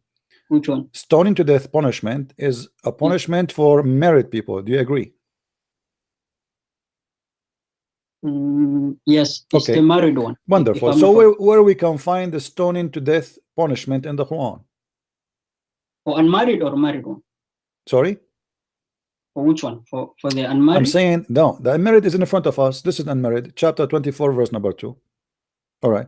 So this is for the unmarried, and both of us we agree. And this is Tafsir Ibn Abbas, the cousin of Prophet, in the front of our eyes. And it says clearly this is for unmarried people. Now, where is the punishment for stoning, which is stoning to death in the Quran for those who are married? Because according to Islam, if you are a married person and you do adultery for an occasion, you will be stoned to death. What is the punishment? Where we can find it? I'm not sure. I have to do more research on that. No, I am sure. Here we go. The hadith says where it's gone. The goat ate it, my friend. What's your reference for that? Okay, here we go. We go to the reference, my friend. No problem. Give me the reference for that. You cannot make up things. No, we cannot. Sure, no, cannot. You see, this is why I use my screen, and nobody can say I'm making things No, up. just give me the reference. The one that said the sheep. You can click at the like I don't know if you can see YouTube. You can see the. Yeah, I can see your YouTube. All right, here now we you're go. in Sunnah.com. This is Sunan Ibn Majah. All right, and this is the hadith, and the hadith is accurate, is authentic. Hadith number volume number 3, book number 9, hadith number 1944. It says the verse of stoning to death, stoning and breastfeeding of an adult 10 times was revealed. So those are verses revealed, but yet we cannot find them. And the paper was with me under my pillow when the Messenger of Allah died. We were preoccupied with his death, and a tame sheep came and ate it.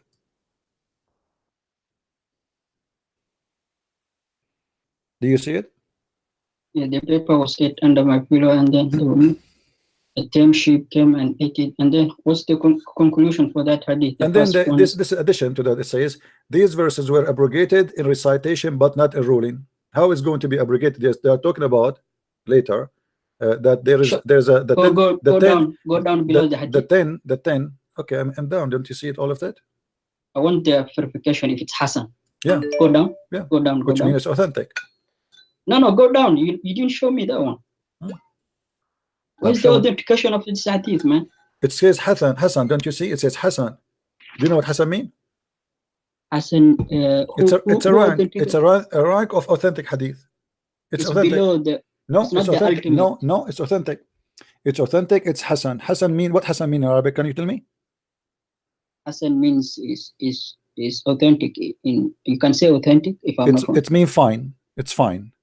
Fine, but it does not reach the ultimate authentication. Well, you know, there's ranks. Even the da'if, by the way, it's fine. You don't know science of hadith. My friend. Even the da'if, you can go right now and search in YouTube. Search for Sheikh Hamza.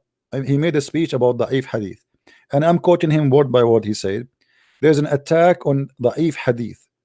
Da'if hadith is the same as you say a paper got F. It did not funk. It pass. It pass. It did not funk." You can go watch him and you can see. So even the da'if is accepted. So what about the Hassan?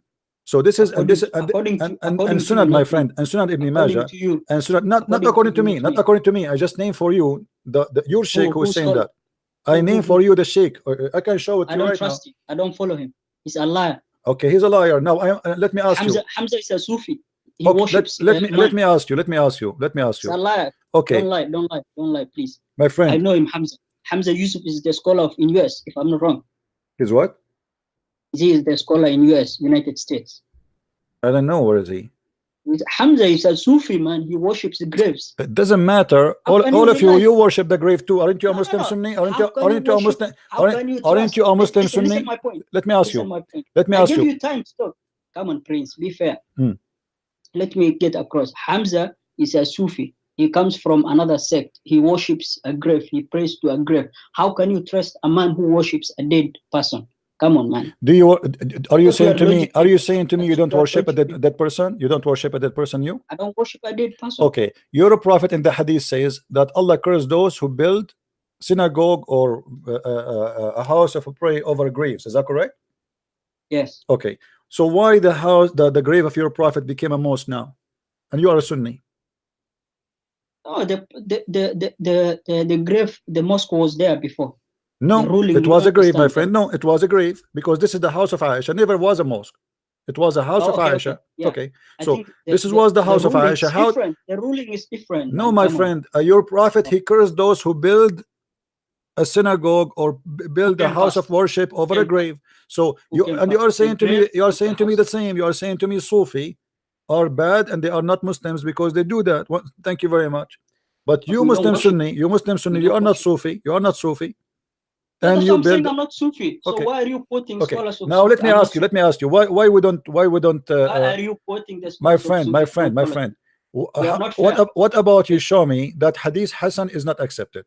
Admit to your followers. My friend. Can you show me that Hadith is Hassan is not accepted? Which one? You said this Hadith is Hassan is not good for you, right? But what's the end of the hadith saying the verse was abrogated? So what's your point? They are talking about abrogation by five verse, the five breastfeeding. But even that one we cannot find in the Quran. Can you find me the verse where it says that there is 5 breastfeeding? There's 10 breastfeeding for adult. Your prophet, he taught. Okay, let us go there. Let us see if this fabrication or not. Let us go. You have the chain of narration. My friend, hold on. Yeah, the chain of narration. It's in the front of you. Brother, you're gonna struggle. You have never understood. My friend, you are the one who is struggling. Let me show you. You are saying that this is a lie. Let us see if it's a lie. First of all, this is a book. First of all, this is a. Let me get across my point. This is your book. Hold on. Let us show you. Let us see if this is an accurate story or not. Is rida'atul kabir, adult for breastfeeding, is authentic or it's false? I'm listening. Okay, continue. I'm asking. Is rida'atul kabir authentic or it's false? Was the breastfeeding of who? What? Breastfeeding of who? Adult. Is it That's authentic sexual or it's intimacy. is it Sexual intimacy. What do you do in your bed? It doesn't matter, man. What are okay? you So talking about? you are So you saying don't suck. okay. No. You don't suck your wife's boobs. Come on, man. Please. Okay, so you agree if an adult he suck a woman. That's sexual intimacy. Thank you very much. I like that. I like that. So read with me this hadith. Read with me this hadith, which is sahih. Thank you, my friend. I appreciate it. I heard it. It's a sexual intimacy, but you're a prophet. He ordered a woman to give her boobs to a strange man. He is not her son. Read with me. Come on, man. And this is Sahih Muslim. This is Sahih Muslim. You cannot tell me now this hadith is not accurate. You can't play this game. Read with me. The woman, she said to him, how I'm going to do breastfeeding for him, and he is a grown man. Was the is it authentic, this hadith? Yes, this is Sahih Muslim. Go down. Show me the where who quoted this hadith and verified it. It's in the front of you. You know, Sahih Muslim doesn't contain all the hadith are not authentic. Again, it's not Sahih. You see, whatever we show them, it's not Sahih. My friend, what the word Sahih Muslim mean? What the word Sahih Muslim mean? Then translate for me. What Sahih mean? Sahih is authentic, yeah? Okay, so the name of the book, it's you call him, you Muslim, you call the name of the book Authentic Muslim, but it's not authentic, right? Sahih Muslim is most authentic, if I'm not okay wrong. So how you know now this one is not authentic, specifically this one? Do you sniff like a German shepherd? How you know, how you were able to find out that this hadith is not authentic? Sorry, I don't understand the hadith. What do you mean understand? How you came to the conclusion that this hadith is not authentic? Did you sniff? Sometimes, you know, all the hadiths, some are recorded. What sometime? You have to prove it to me. I challenge you in front of everybody to prove that this hadith is false. Go ahead, I'm listening. You have the hadith number, you have the name of the book, you have the reference. Let me go to Sunnah. Okay. What's the number of that hadith? 1453A. 1453A.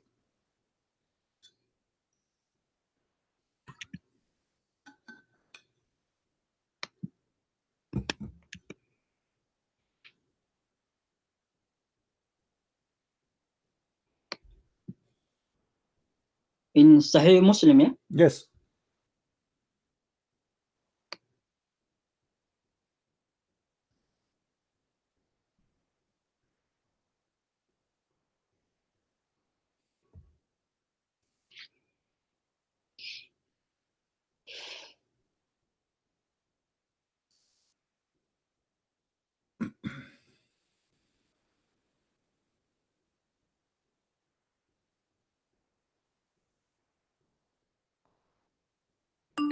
One 4-5? Yes. 1-5. My friend, what this drama is about? You search the hadith. How many times I need to repeat for you? To be honest, I cannot comment on that hadith. Let's move to another issue. Okay, read with me. This is Tafsir Surah An-Nisa, variant number 1, part number 136. Tafsir who? Read with me carefully. Okay. ذهب جمهور أهل العلم أن الرضاعة الذي يحرم etc. And then he continues speaking about قصة سهلة مع سالم مولى أبي حذيفة وقول النبي أرضعيه قالت وكيف أرضعه وهو رجل كبير. How I'm going to do breastfeeding but yet he is an old man? And look what they are saying here, that this is reported by Sahih al-Bukhari.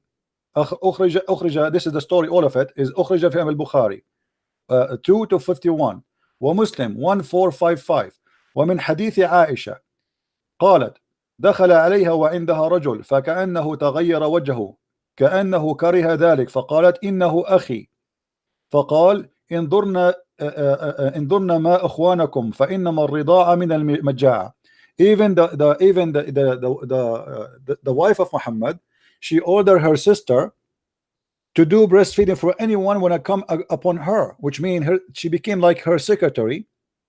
And if you want to enter upon Aisha, you have to ask, you have to go to the sister of Aisha and you suck her boobs for 10 times, different time, not in the same day, until you are satisfied. And you are the one who said to me, this is sexual intimacy, correct? Or what was the age of the kid? They are men, my friend. And I have to ask this. I have to verify this situation, man. I don't trust you, so for that reason, I cannot comment. My friend, let me show you from Sorry, Al-Imam. I cannot comment what I don't know. Let me share. Have you ever heard of Al-Qurtubi? I do not know. I do not know, man. I have to ask. My That's friend, why I said I cannot comment. No what problem, I don't no know. problem, no You're problem. forcing me to say something. This is Al-Imam Al-Qurtubi. This is Al-Imam Al-Qurtubi. Volume number 2. Hold on. Volume number 17. Verse number 65. Here they are talking about Al-Imam Al-Qurtubi. And Imam Al-Qurtubi says, and this is the book in the front of your eyes. It says, ولأن عائشة رضي الله عنها كانت إذا أرادت دخول رجل عليها أمرت أختها أسماء أن ترضعه ليصير لها ابنا لأختها من الرضاعة. And if Aisha, she want any man, Ibnan means baby. no problem. Listen, Not adult. my friend, and Aisha, if she want anyone to enter upon her, a rajul, a man, she ordered her sister to suck her boobs, so he can become a son for her from breastfeeding. You are the one who said to me, if you do suck a woman's breast, it is sexual intimacy. Do you agree with that? Between wife and a man. My friend, between wife and a man. What about a wife and a stranger? A woman and a stranger? No, She's a stranger. He is a stranger. Oh, okay. Are you saying to me? I'm not trying to insult you. I'm not trying to insult you. Are you saying to me? Are you saying to me that you have no problem with somebody want to visit you? Listen. Are you saying you have no problem that a man come to your house and he suck the boobs of your wife? You're not allowing me to speak, man. I'm asking you. What I said when I said sexual intimacy, I was referring to the between a wife and a husband, not a stranger. Okay, what about stranger? What about stranger? What we would do with a stranger now? We have a stranger, a man he want to enter upon. Let us say you have a wife, and then your wife she ordered her sister to give her boobs to me to suck it, and then I can go and see your wife. Is that logical for you? Is that acceptable in Islam? It's not even logic, man. Well, this is what it says in front of you. I doubt it. I highly doubt it. What do you mean I doubt it? Here we go. This is Tafsir Al-Qurtubi. My friend, it doesn't matter. I don't care if you're Arabic. You can go check it out. No problem, my friend. Take your time. I'm not forcing you right now to my friend. I show it to you in English, so you have no excuse. I show it to you in English, and I show it to you. I cannot comment on the issue. I do not know what you mean. Let me ask you. Why you call me? Let us change the topic just to give you a chance to breathe. That's why I said bring another issue. I do not comment. I don't want to bring another issue. I want you to. First of all, my Arabic language. I want you. No problem. I have to ask people of knowledge. No problem. In the Quran it says. I don't want to ask you something. Listen to me, man. Listen. Let me mention my point. In the Quran it says that if you do not know, ask the people of knowledge. Well, the people of knowledge are who are they? The people of knowledge. Who are they? The people of knowledge. They have three characteristics. They have to be righteous people who are the imam or someone who you trust. Not true. And also someone who's proficient in the Arabic language and all the divine laws. That's false, my friend. The Quran says if you want to know, ask the Christians and the Jews. So if I need now scholar, I have to go to the grave or what? My friend, the Quran says. Thank you very much. Those who they recite the scriptures before you. Okay, we are the ones. You ask us. Part of your answer is right. Part of your answer is right that during the Islamic history where the Quraysh lived, they were Jewish people. So they used to go to ask them the Bani Israel, the stories that happen, and we take benefit from those. And the Prophet said, do not say when the narrators of the Jewish come to you that they narrate you the past history during the Moses time, do not tell them that you guys are lying and do not verify them until you know that you can take benefit. Because remember, during that time there was oral tradition. You remember, we never used to have cameras. We never used to have technology. Okay, so my friend, let us go to something else.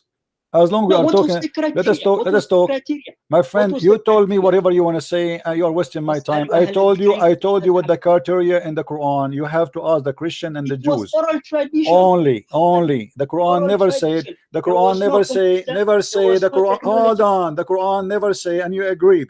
Never say to you, go and ask someone is a Muslim. He said to you, go and ask the Christian and the Jews. That's why I said part of your answer is right, but not complete. No, it's Don't you complete because you understand have to my show me if you can ask a Muslim. That's Where what I it said. says go and I ask said Muslim. during the, I gave you a scenario. I gave you My example. friend, I said during the, let me ask you a let me finish question. my point.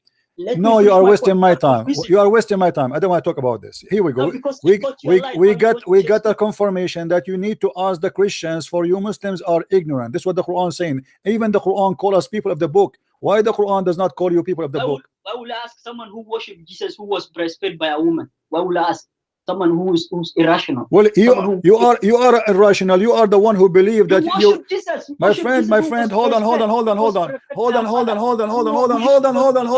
Let us see how funny it is. Worship. You are the one who follow a man. He ordered your wife to give her boobs to a stranger. Who's more logical? Is that rational for you? Is that rational for you? Where is your dignity? Where is your dignity? Where is the man on you? Shame on you. Shame on you to follow a prophet. Shame on you to follow a prophet. He teaches such a thing. Who's more logical? You are worshiping someone who was breastfed, who was washed. Prove it to me. Prove it to me that Jesus was breastfed. I want to see it. Read it. I want to see it. Show me. Are you saying your prophet was a liar? Are you saying your prophet was a liar? I'm asking you a question. Are you saying because the Quran says that Jesus, he spoke in day number 1 and he was a mature person? Yes or no? Why are you turning away the topic? You are the one who talking about Jesus breastfeeding now. Not me. Do not divert the topic. Do not divert from the topic, brother. Brother. Elijah mean God is with us. Bring me Muhammed Hijab. Don't go in circle. Don't go in circle. The one you are making fun of, he is right now in heaven. Let me ask you. How Jesus he did the breastfeeding, but yet he can resurrect people from the grave? Answer me. You are not allowing me to speak. No, I am allowed in you, but you try to change the topic. I want you not to escape. How Jesus for you is just a person who did the breastfeeding according to you, but you cannot prove it. But yet he was able to resurrect people from the grave. I want to know. I do not worship him. I worship him. I worship him because he can resurrect people from death. How can you worship someone because he is God. Because he is God. The proof is the following. The proof that he can make the blind see. He resurrect people from death. He bring people to life. He forgive your sin. He is right now in heaven, even in your book. So how dare you to say, okay, explain to me why you worship Allah when Allah cannot create a fly? You are changing topics, man. I'm not. You are the one who's talking to me about worshiping Jesus. I'm showing you. What's wrong with you? Are you stupid or what? Just go. I have no time for kids. Guys, is it him who start talking about why you worship Jesus breastfeeding? He was breastfeed by his mother. We were talking about breastfeeding. He keep jumping like a monkey from topic to topic. I showed him all the reference, all the proof, and he didn't wanna make a comment about it. He said, I need to ask the scholars. I showed him that the Quran says you need to ask the Christians, not the scholars. The Quran says that, and I am a Christian prince. Even your stupid book says to you, in order to learn, you need to ask the Christian and the Jews. And you are saying I'm changing topic? What Jesus have to do with our topic? Why you jump to Jesus? Why you jump to worshiping Jesus? And yet he's accusing me I am changing topic. What kind of religion, what kind of people who have no dignity? You have to be a person who have no dignity to follow a man ordering an adult woman to give her boobs to a strange man. And you are the one in the beginning start making fun of this, what I said, and you said this is sexual intimacy. It is you who said that. You admitted that any man, he suck a woman boobs, a man, we are not talking about children, it is sexual intimacy, and you said that. So what Muhammad is doing here? Why he is ordering women and adult women to give her boobs to a stranger? What is the wisdom behind that? Since when we can make a person my son and he is a man by sucking the boobs of or the nipples of a woman? You know what I mean, guys? This is how stupid this religion is, and yet I am the one who changed the topic.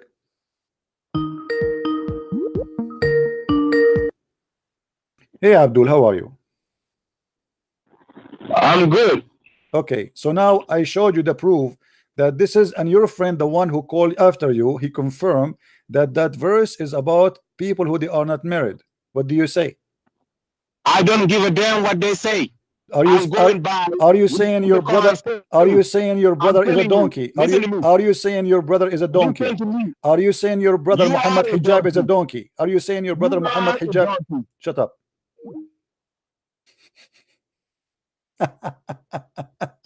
I don't give a damn.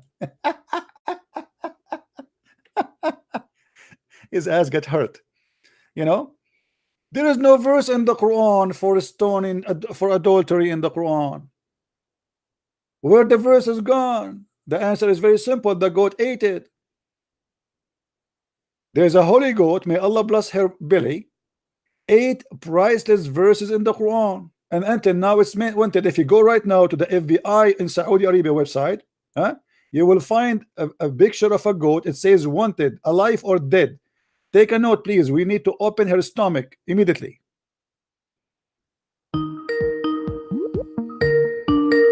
Why you are calling me back if you are going to fight? Hello? What? What? So are you going to answer me or not? Where is the punishment for adultery in the case of married women? I said, I'm not going to tell you till you deny that it's not in the Quran. If you deny that, where is the verse? Where is the verse? Deny it first. Where? It doesn't matter. It's not relevant. That's not relevant. What do you mean irrelevant? Let's talk about something relevant. Is it in the Quran or not? Listen, I see your name. It says Sheikh Taylor. Are you a sheikh? I said, is it in the Quran or not? It is not. Oh, that verse is in the Quran? The verse about stoning to death is not in the Quran for adultery. No. I'm talking about the verse about 100 lashes. That's why I don't believe in that. But this is not about married women. The hadith I showed you, your prophet wife, she said the goat ate the Quran. Let me ask you. Are you saying your prophet wife, she did lie? She is a liar when she said that? I think people, Arabs, people like you lied on her. Who are they, those Arabs? They are Muslims. They are Muslims. Why the Muslims? They are lying, saying Aisha, she said if she did not say. They are munafiqun. This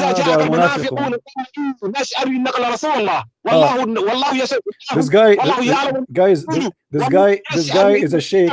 By the way, this guy is a sheikh in a mosque and he is losing his career. This is why he's shouting. Let me ask you, Abdul. I have a challenge for you. I have a challenge for you to show me one interpretation in the word agree with you. Is that fair? I don't. Rashad Khalifa. Rashid Khalifa, he said this one. Rashid Khalifa was killed by the Muslims. He's not Muslim. He was killed by the Muslims because he deleted verse from the Quran. Now you gotta decide who's Muslim and who's not. Rashid Khalifa is not a scholar, Abdul. He's a guy, he just died 15 years ago. Are you stupid or what? You gotta go by the book. Abdul, I say to you, show me one Islamic interpretation. One Islamic interpretation. Believe that this verse is about married people. Okay, let me ask you one question. Can I ask you a question? Yeah, you can ask me your question, except the size of my shoe. Okay, now tell me, if Allah anywhere in the world, if Allah says a man or a woman who fornicates got 100 lashes, does it need any interpretation to say that this law is talking about married or not married man? In Arabic, does it say married man or married woman? No, I agree. No, it doesn't say that. But that proof that the Quran is not a perfect book. That is a proof that the Quran is a bad book. Because why Allah did not say that there is a difference between the punishment? Let me finish and answer my question. Let me finish my question and answer it. Let me finish my question. I want the world to hear that you are a liar. Listen to me. Let me ask you one question and answer. You ready? Let me get ready. Hold on. Let me put my shoes on. Hold on. Law in the world hold on. says, I'm not ready. Please hold on. Let me breathe. Okay. Yeah. No. Okay. Ask me. I said, if Allah says, does it say in Arabic? When Allah says azaniyat wa zani, does it mean a married or not married? No. He said any woman fornicates or any man fornicates.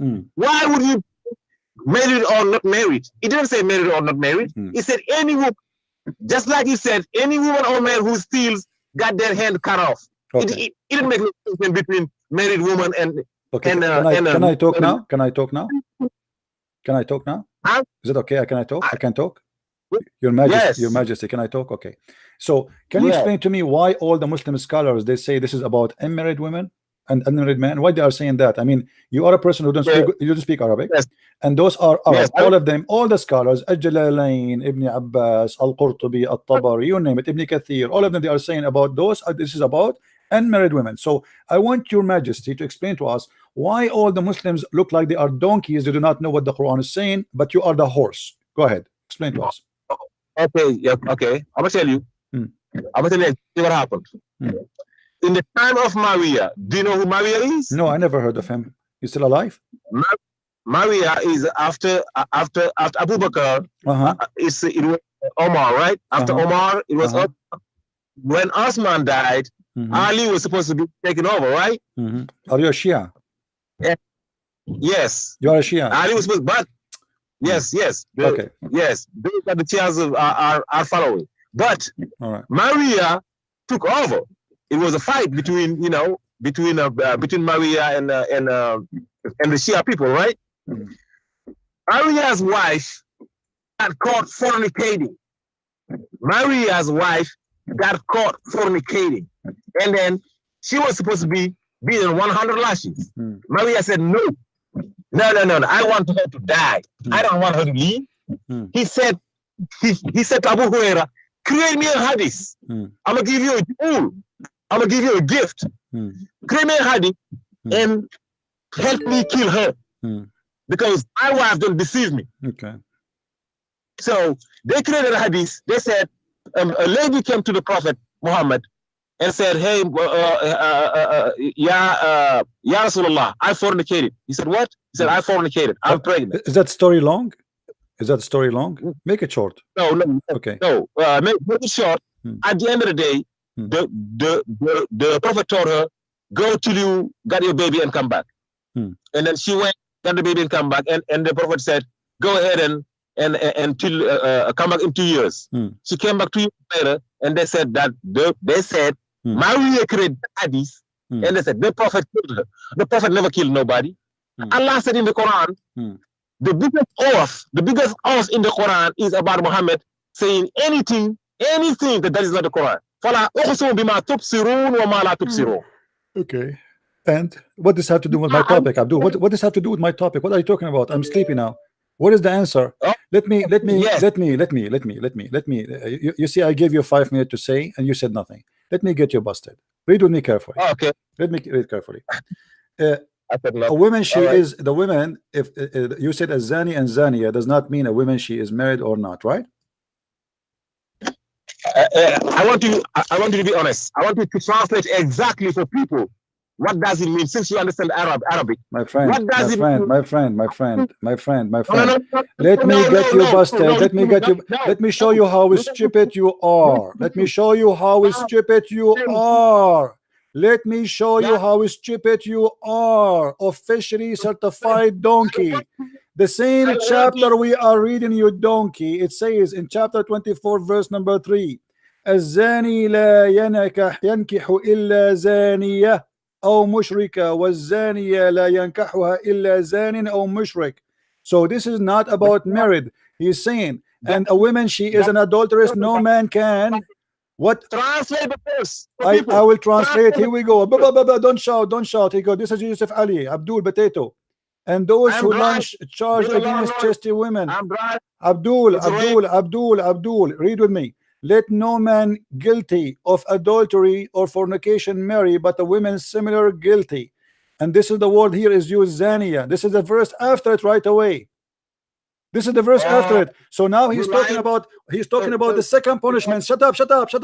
The second punishment for those who committed adultery is you cannot marry as an adulterer unless you marry an adulterer like you. So they are not married. This is why they are not married. A woman, she is not married. She cannot marry except a man who is adulterer like her. If she is married, how she is going to marry again? Let me Let me tell you how wrong you are. Let me tell you how wrong. Abdul. What about we do this? What about we do this? What if we go to the Shia interpretation? What if we go to the Shia interpretation and get you busted? Is that fair? Is that fair? If we go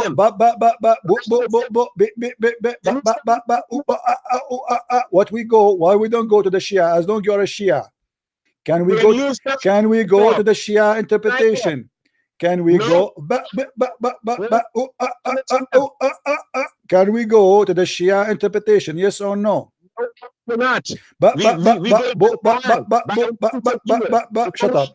Shut up. Don't call me again. What a donkey. Okay, you are a Sunni, you are a Shia, you are not a Sunni. I understand. You are from different religion, worshiping Muhammad and his family, and they think they are made from light. And obviously Muhammad was from light. Even his mother, she said when she gave birth to him, a light came from her vagina and reached all the way to Damascus. At that time I was in Iraq and I saw the light myself. Until now the light there. What a stupid donkey. Why you don't want to go? Okay, you don't want to go with the Sunni, we go to the Shia. Hello? Hello? Yes, my friend, how are you? Hello. Did you check the reference I gave you, Mr. Muhammad? Yes, you said the unmarried couple is not found in the Quran. I agree with you. We agree on that? Yes or no? Yeah, but I asked you to go and check about the breastfeeding for adult. Yes, it's the hadith is found in Sahih Muslim 1690. You can check it from yourself. It's saying if a married woman or woman commits adultery, then they are to be stoned. No, this is not the topic. I asked you. You said you want to go and check about the breastfeeding for adult. What happened with that? So now we are not dealing with the no, this is with this Abdul. This guy is a Shia. Now you know, we spoke, me and you, for some time. Let's address this topic now. So what happened now with the breastfeeding? Did you search? Did you find an answer? You want me to address the adultery or the breastfeeding? No, let us finish the breastfeeding. Your specialty is breastfeeding. His specialty is the adultery. Let's go. So I said, what did you find? My friend, this is not my topic. So don't tell me. So you have no answer. Is that the answer? Is that the answer? You have no answer. Which topic do you want me to address? Do you have an answer or not? Do you have an answer or not? Make it short. Do you have an answer or not? I cannot comment. Okay, then let us change the topic. What do you want to talk about? I want to talk about the part where the fornication part. Okay, go ahead. I agree with you that the married couple, the Quran did not mention it, only mentioned unmarried. So the other one we rely on the Sunnah. Okay, the legal traditions. What the Sunnah says about married women and married men? Narrated by Abu Muslim 1690. That's the hadith. Okay. It's saying if an unmarried person commits fornication with it's saying if a married woman or a woman commits adultery, then they are to be stoned to death, because the Prophet, peace be upon him, said. That's wonderful. Okay, so now this is, you know, but this is mean, but this is mean, my friend. But this is mean that the Quran is not a perfect book, because why it's not in the Quran? I mean, this is something extremely important. We cannot take only the Quran. Our two sources. We have two sources, brother. So Islam is not Islam is no problem. Even Shia have hadith, my friend. Even Shia, they have hadith more than you. Who told you Shia don't have it? The Shia they have hadith more than the Muslim Sunni 3-4 times more. What are you talking about? Let me state my point. Please give me a chance. Let me state my point. We rely on two sources. The divine laws are two sources: the Sunnah and the Quran. We cannot take the Quran only, because that's illegal. It's not allowed. Okay, read with me carefully. Because the context will get lost. My friend, this is Sahih al-Bukhari. This is authentic hadith. This is Umar then saying. why rely on Bukhari if you are not allowing me to use also that? Because the tradition of hadith is also part of our religion. Why are you saying we only rely on the Quran? What's your point, brother? No, you see, I'm saying to you, I'm saying to you, we rely in the hadith. We are relying in the hadith, but where is the hadith? That's my point. Where is the? No. You see, we have a problem here. We have a problem. You are saying we rely in the hadith, but we cannot find in the hadith the verse of stoning to death. Where is the verse? I said we have two divine laws. You don't get my point. Are you saying the hadith is divine? Yes, it's divine. So how you say to me that 5 minutes ago that the divine is da'if? Divine law is what I mean is that divine laws, the Quran. My friend, are you the one who said to me da'if? How it is hadith is divine for you, but is involving da'if, involve weak, involve corruption? How it is divine but it's corrupt? when it's da'if, it means the chain of narration, they were liars. Okay, so is it accepted They were or not not? trustworthy. Is it accepted They or were not? not trustworthy. Is it The accepted or Quran not? is different case. Is it accepted or not? Let me explain. Is da'if accepted or not? Give me an Just answer. give me Don't 2 explain. minutes. No, either you say it is accepted or you say it is not. Da'if hadith we do not rely. Okay, Because it's so you just the chain of confirm. You just narration- confirm the that chain you of have. narration You is just wrong. confirm. You just confirm that you have a divine law. It's called the hadith and full of corruption. Thank you very much. How that can be? Be fair. Be fair. Give me a chance now to speak. Go ahead. What I said is we have 2 sources. We have the Quran and the hadith. I said both of them, they are considered divine laws because the Prophet Muhammad never talked through his desires. Go to Surah Najm, the start of the ayah. It says, وَمَا يَنطِقُ عَنِ الْهَوَىٰ إِنْ هُوَ إِلَّا وَحْيٌ يُوحَىٰ. You understand Arabic, brother? It means the Prophet never spoke through his desires. All his speech was from the revelation. Angel Gabriel came to him, he revealed to him. Let me ask you. That's how. Let me ask you. Did No. I hear you وَمَا saying the يَنطِقُ عَنِ chapter of الْهَوَىٰ. An-Najm? Let them. Did I hear Tell the your chapter? brother. Did I hear Be you? honest. Did I hear you saying the chapter of An-Najm? Is that correct? Yeah, Surah Najm. Go to the start of the surah. Why it's called the chapter of An-Najm? An-Najm, it means the stars, yeah? Okay, is it true that Allah he swear by the star? Because he's the creator, he can do whatever he wants. Okay, if Allah create the What do you mean cockroach, how? if Allah create the cockroach, he will swear by the cockroach. He can do anything. Is it true in the Quran Allah he swear by the fig? Yes, he can do anything. What's wrong with this God? We know when somebody swear, he swear by something greater than him. How? What do you mean how? When somebody swear, he swear by something greater than him. Why Allah swear by the fig and the cockroach? He's the creator, he can do whatever he wants. We don't question him. Okay, so how come he can do whatever he want, but he cannot be a man? Logic? How come he can swear by the fig, but he cannot be a man?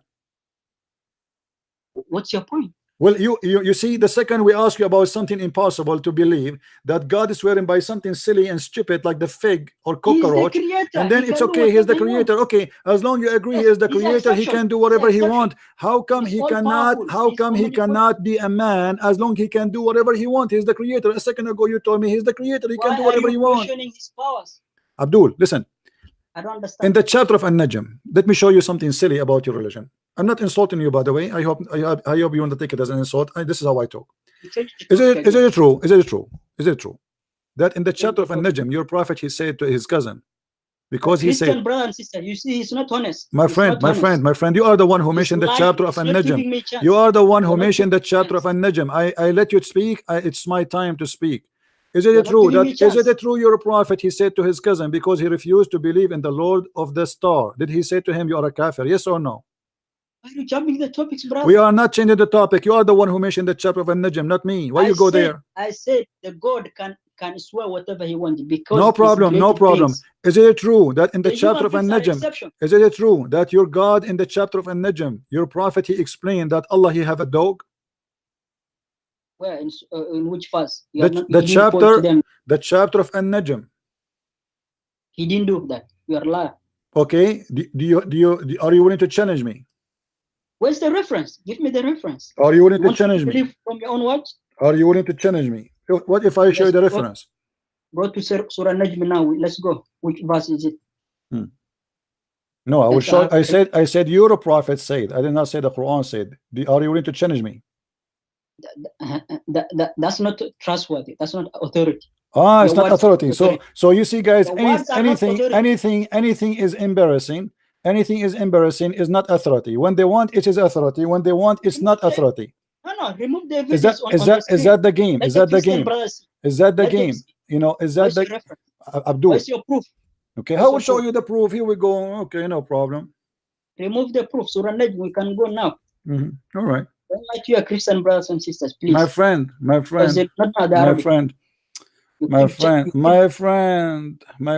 Here we go. What do you want?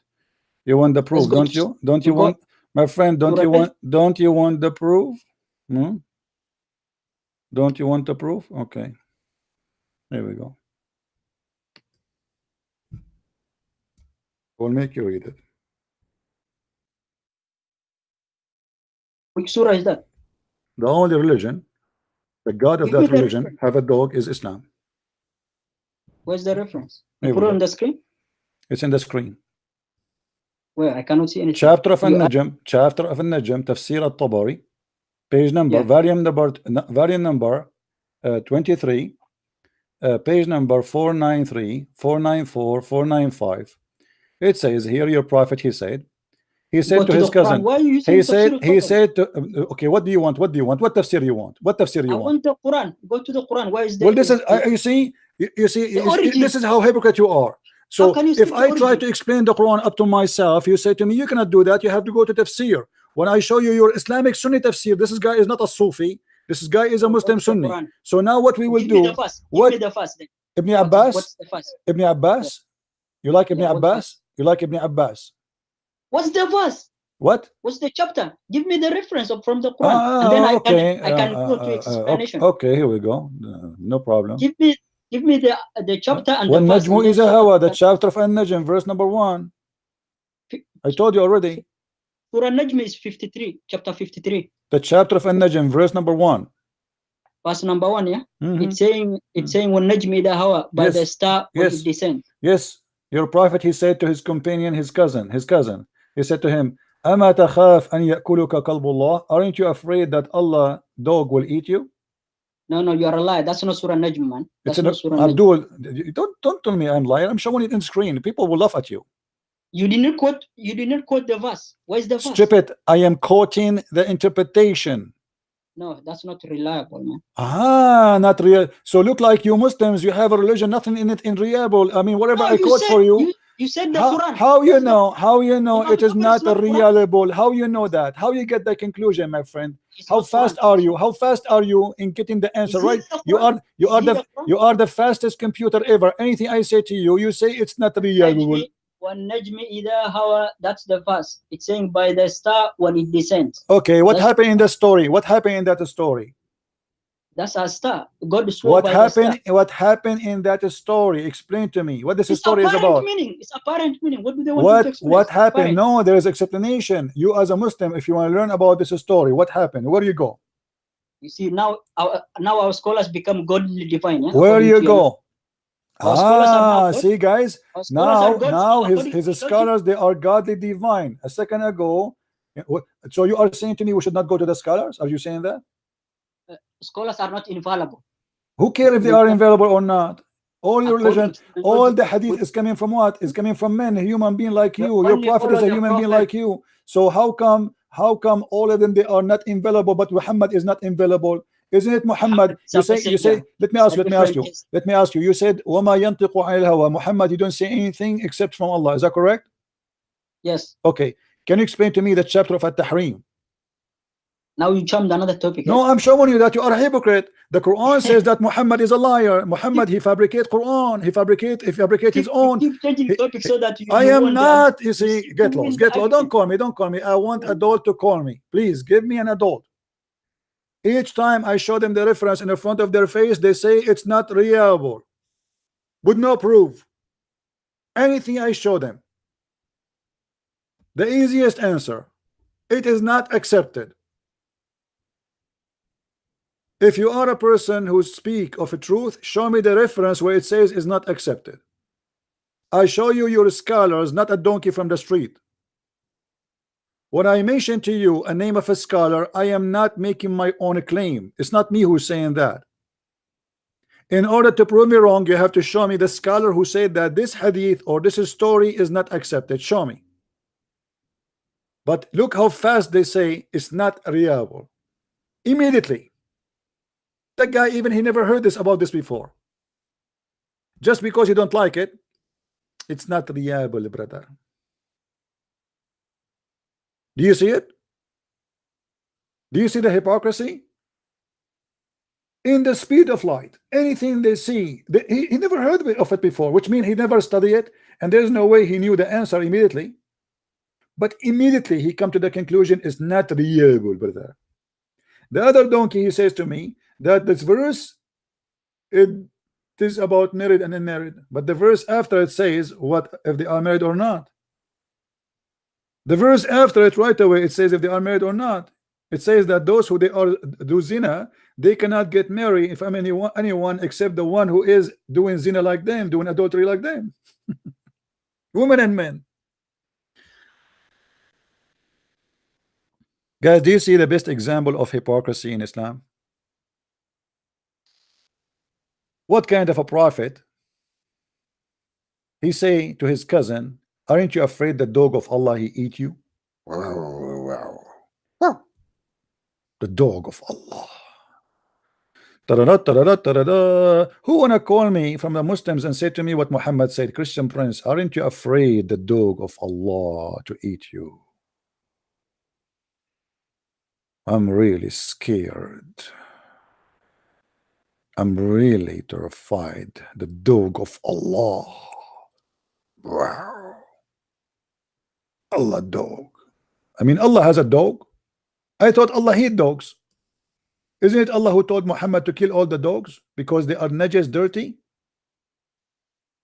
Then we find out, surprise, surprise, the hypocrite Allah, he himself, he have a dog. And what he feed him? He feed him a human.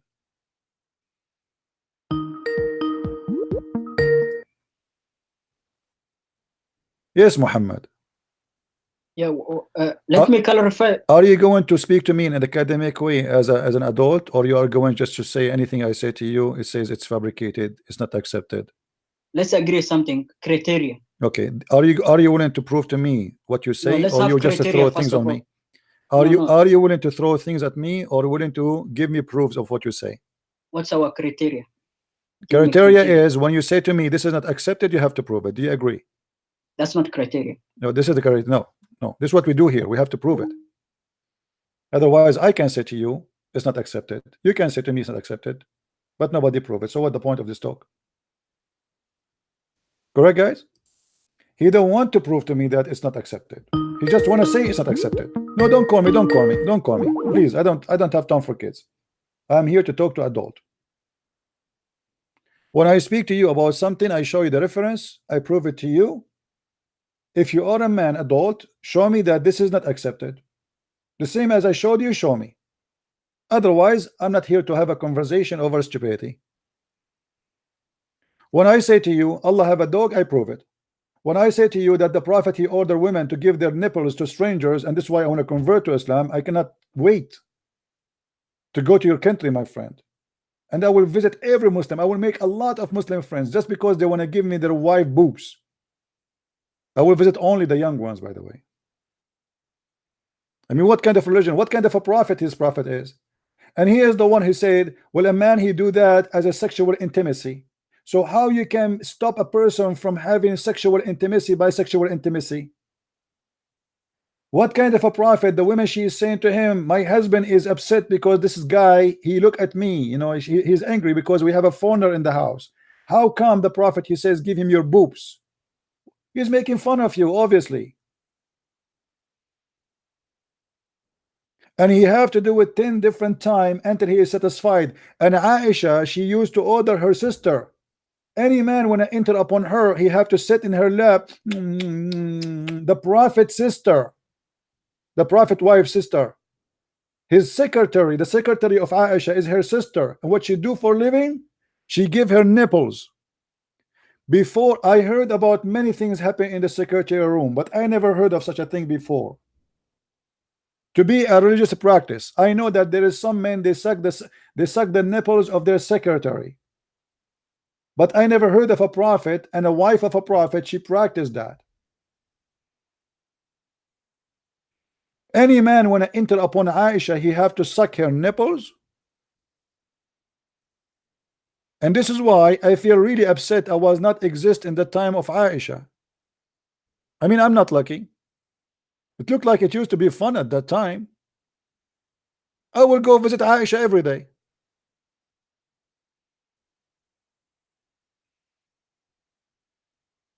What kind of cult this cult is?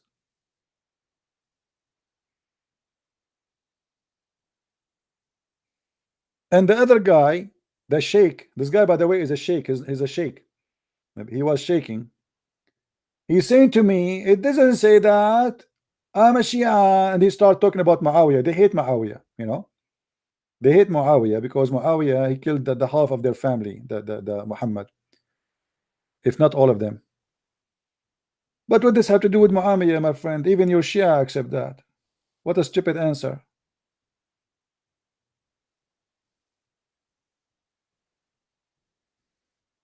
Guys, do you think if we hire some the secretary and she do breastfeeding for adult, we will get more Abduls to call?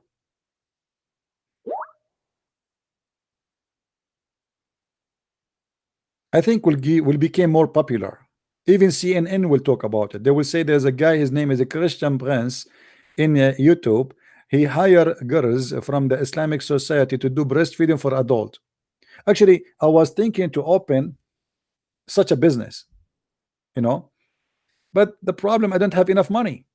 You see, I was thinking, and this is serious, by the way, true story, true story.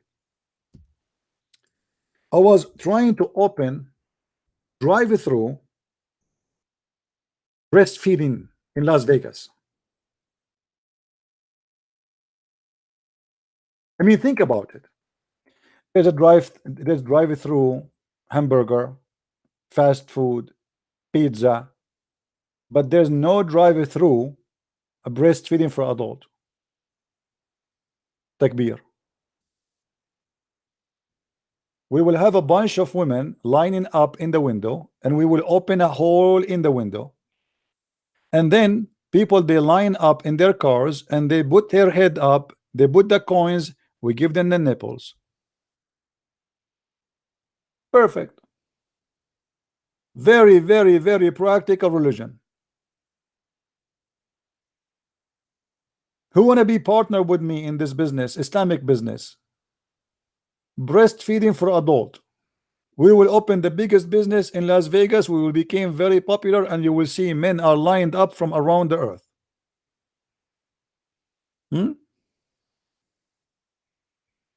Hello? What a stupid religion. This is a religion? If this is a religion, what is cult? Correct? If this is a religion, what is cult then? And here today you learn that anything you say to the Muslims, expose their cult, right away they say to you, it is not authentic. It doesn't matter what it is. Why you are calling me back? My friend, why you are calling me back? You are not willing to show me any proof, any reference. So what the talk is about?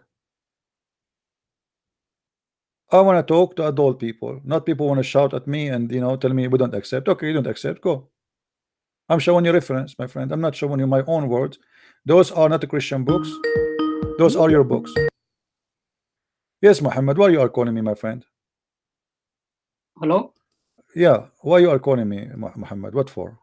Why are we scared? We should have. Well, you are the one who is scared. You will not show me any proof that I'm wrong. Who is Let scared? me give you my criteria. No, you don't have a criteria. The criteria is if somebody want to prove something, he prove it. He prove it. He show reference. Even if it comes from Arabic sources and I don't. You have to show me what Christian source. What the Christian sources have to do with the breastfeeding for adult? No, your Christian brothers do not understand Arabic, and you keep Christian brother don't speak Arabic. I speak Arabic. Do you speak Arabic? Your Christian brothers and sisters do you speak Arabic? Is that fair? Do you speak Arabic? Do you speak Arabic? My Arabic is not that strong. But so why you are mentioning something you are not good in it? Why you mention they are the same as Muhammad Hijab? He's making mockery of people who don't speak Hebrew, but himself he don't speak Hebrew. He's making fun of somebody who don't speak Arabic, but he is stupid. He say Allah he pray. What do you think about Muhammad Hijab saying Allah he pray for? Muhammad Hijab is more knowledgeable than you, man. Let's be honest. This is not my. I'm asking you, what do you think about him when he said Allah he pray for, not pray to? Do you agree with that? Not pray for, that's a blessing. You know the word Arabic. You saw my friend. So you agree with him? It's a bless. It's pray for. What does Salah mean in Arabic? I'm asking you. Do you agree when he said Allah pray for? Yes or no? Pray means blessings. No, my friend. Pray mean he pray supplication, not blessing. Coming from God, it comes blessing as a form of blessing. My friend, okay, let us go with you. If it is coming from God, that will make it a blessing. How Allah and the angel they do blessing in the same time? If Allah he bless you, who need the blessing of the angel? What the angels can do? Man, it's a different scenario. Specific what scenario? If Allah he blessed me already, why the verse says that Allah and the angels and the believers they do pray on the prophet? We send blessings. Okay, send a blessing. prayers. I will go with you. I will go with you. If Allah Me is and- God, if Allah is me- God, already He blessed me. What the angels He can do send more than blessings, Allah bro. blessing? I'm asking you, my friend, listen carefully. If Allah is the God, He is the highest. If He already blessed me, why the angels need to bless me? I'm already blessed by God. What the angels can do more? If It's there's a form of if worship. there is something they can do more. Why are you questioning God's logic? I'm not questioning. I'm asking you to help me to understand, because you Are are you saying God? it's a blessing. It doesn't say blessing. It doesn't Are say you God? blessing. It is Are yusalli. you God? Now Are listen, you God? listen. Are you Do God? you agree with Hijab saying Allah He pray for, or you don't agree? The word prayer, it has many meanings, man. It I'm doesn't. telling No, you. no, no. You know Arabic. No. The word You know Arabic when very you well. say pray, when you say he said the pray, he did not say blessing. He did not say blessing. He himself he used the word pray. He said Allah He pray for Muhammad. Do you agree with that? No, it means blessing, man. That's what I My get friend, the it's a context. blessing. Then you should not use the word pray. In Arabic, the word blessing is different. Baraka, yubariku. Why you use the word pray? Arabic is rich language. Yusalla means yes. Yusalla means like greetings. Yes. No, my Sorry. friend. No, my friend. That's a big fat lie. Salat mean Yusalla praying. doesn't mean. Salat mean praying. That's a big fat lie. And even your Abdul, today he made a video saying that there's a verse. It says in chapter of At-Tawbah that the prophet he pray on the believers. What he do, he pray on the believers. So when the prophet he pray on the believers, is he sending blessing or he sending supplication? The same sentence exactly. It's a blessing, to be honest. Muhammad, he can bless you. No, from God's perspective, not from No, Muhammad's perspective. no. It says he pray on them. He pray on them. So now you are comparing God to His creation. What My friend, it's you who compare God to His creation. What kind of God? He says you that are he using specific Abdul, situation. You are using general. Abdul. I don't have time for kids talk. Yes, You don't your speak criteria- Arabic. You don't speak Arabic. You don't speak Arabic. Hijab, he said Allah he pray for, not pray to. What's the context? That's what I'm The asking you. contact is Allah he pray for Muhammad. How can Allah pray and He is the one who created? That's a Muhammad? good question, because this is what the word it says there, and he agree that this is the translation. This is the correct translation. Allah he pray. He did not say Allah bless. He said Allah pray. Do you agree with him? It doesn't mean like that, to be honest. It doesn't matter what you argue. You can tell me later what it's mean. He said Allah he pray for, not pray to. Let me give you my understanding of what it meant. I'm not asking you about now your understanding. I'm asking do you agree with him when he say Allah he pray for? Pray for is the preposition is very wrong, I think. Pray for. Okay, so is it correct or it's wrong? Answer. It's wrong. Wrong. Okay, so this gentleman he agree that Muhammad Hijab he made a big mistake by saying Allah pray for. What is the correct answer, Mr. Muhammad? That form is a blessing, to be honest. Okay, blessing. How you know it's a blessing? Because the word is Arabic, it can be interchanged. It has many synonyms. My friend, the word yusalli always about prayer, never been about blessing. That's a lie. That's why I said the basic level of definition of yusalla means prayer. I agree with you. My friend. But in the context, my friend, in the context is clear. Is it clear, my Arabic friend? You know that Arabic is very rich language. It has many meanings. You see, you just shot yourself again. So if the Arabic is a very rich language, why Allah he used the wrong word? So you are calling Allah stupid according to your logic. Eh? Yes, he is very stupid. Why not? Because you are saying to me that the Arabic is you are the one who said you are the one who just said that you see here we go, you change the topic, you accuse me to change topic. You are the one who said Arabic is a very rich language. So why Allah is using that word when he can use the word of blessing? There's many words for blessing. Why he is using salah? Salah mean pray. Give me 1 minute, please. I will give you 10 years. Just give me a second, please. Just to clear with your misconception. Your doubts are weaker than the spider house, man. What? Your arguments or your doubts are weaker than the houses of the spider. No, let me show you how stupid your God when he said that, because this is a verse in the Quran. According to science, the spider house is the most strong, and the web of the spider is the most strong fabric to the point they are making from the fabric of the spider bulletproof vest. What are you talking about? Your God is stupid again. Do you see how the spider, when he go and he jump from the roof in a line so thin, do you know why it can carry him? The spider is so heavy considering to the line which is carried, because it's so strong. Your God comparison between Look, the word meaning Abdul, you just gave me an example that your God Arabic is a stupid Arabic. How he can say the spider web is so weak when it is really powerful and so strong?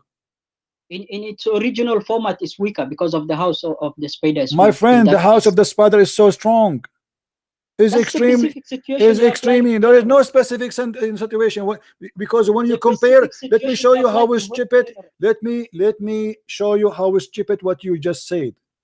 When you compare the house of the spider, are you comparing his house to the house of the elephant or to the house of other insect? Let me ask you a question. Is the house of the do you compare Yes. the spider house? Do you compare the spider to other insect, or you compare him to you? The spider is the weakest in any home. Abdul, how it is the weakest when the spider he can capture a huge insect with it. The house, we're not talking about the this is his house. This is his house. It's in the middle of nowhere. Still, it can handle storms. It can handle everything, and he can hunt with it. Stop misconstruing, man. My friend, you can go right now, guys. Go right now and search. And you will find that scientists discover that a spider web is the most powerful. Even the material it's made, where the spider made from his house from, is extremely powerful. So here your God is proving to us again that his Arabic and his logic is weak. Same time, aren't you Muslim says that your prophet, he was protected by the spider web house? Yes, it's narration that okay. It means how the house of the spider is the most weak, but the most weak was able to protect your prophet? It was a covering. Doesn't matter. He was hiding, he was protected, he was saved because the most weak house of the spider.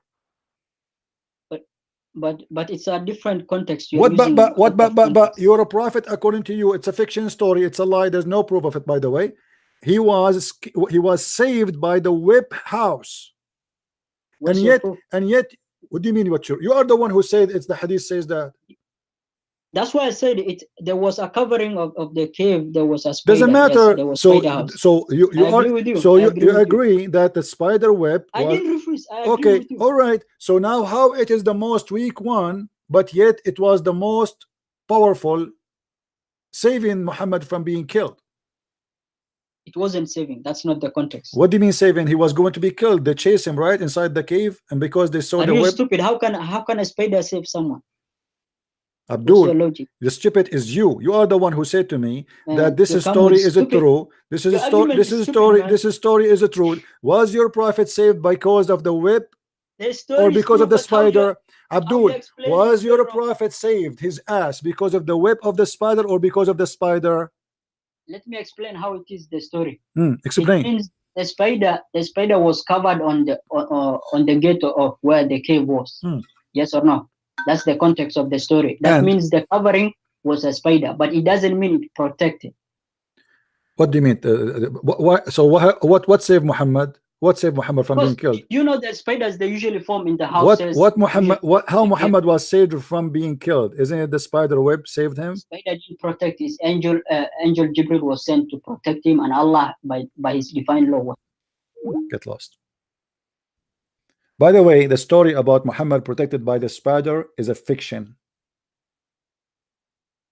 It is a fiction. You see, I show always authentic hadith proving to this guy what I say. But if we ask him now, can you show us where the story is coming from? You will find it's a fiction.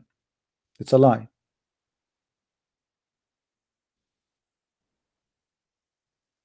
And Muhammad was not saved. Muhammad was killed by poison. This is your prophet wife confirming that Muhammad he died. Hello? Hello. Yes, my friend. Are you a Muslim? Hello. Yes, I hear you. Are you a Muslim, my friend? Yeah. All right. What do you like to say to us, Mr. I don't know what's your name. What's your name? I love camel piss. Your name, you love camel piss? Yes, that's my name. Okay, and camel piss, he loves you.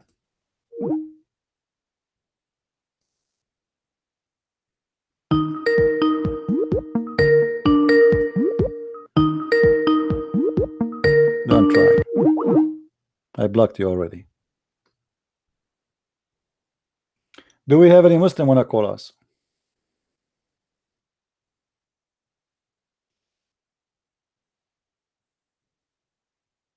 What? I mean, they fabricated stories. And by the way, Muhammad being killed by poison is a very clear proof that Muhammad is a false prophet. Why? Because the Quran says if Muhammad he fabricate Quran, claim that it's coming from God, Allah is going to cut his artery.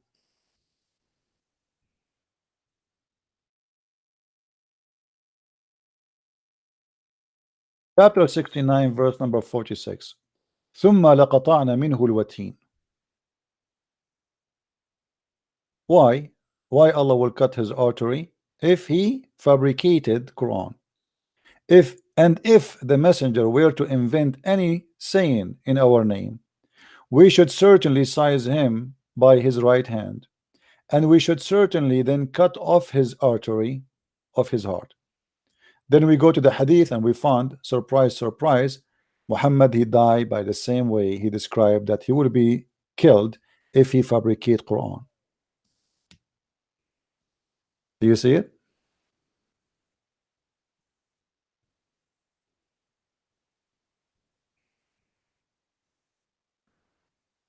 Do you see it, guys? Muhammad he got himself busted.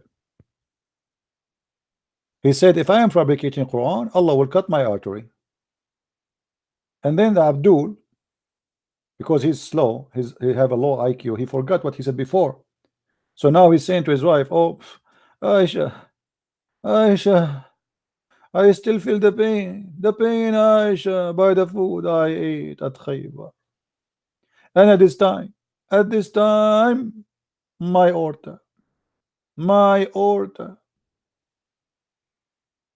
This is why, by the way, when I go abroad, I don't take my order with me. My order is being cut off from the poison. What this guy will say, he will say this is not authentic. I challenge you. This is Sahih al-Bukhari. It's very authentic. Guys, don't forget to subscribe if you are Christian or not Christian. And if you are a Muslim, don't forget to subscribe and unsubscribe. Because if you subscribe to my channel is the bad deed, by unsubscribing, Allah will wipe the bad deeds. This way you win, you know, the logic of Islam. The good deed will wipe the bad deeds. We rape women in the morning, we donate money for charity at night. And that will wipe the bad deeds. Do we have any Abdul?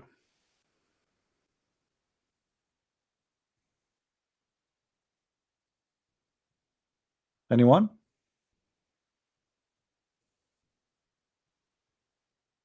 As you see, guys, we show them in the screen, and yet they are in denial. But denial is a great sign because they are shocked, they are ashamed, and they do not know what to say. When this guy he say we have two divine, we have the hadith and we have the Quran, and yet he keeps saying to me that the hadith is full of corruption. How that can be divine? Right? How that can be divine? How we can trust Islam to be a religion if you are saying to me the other source is not trustworthy? There's tons of it, it's false.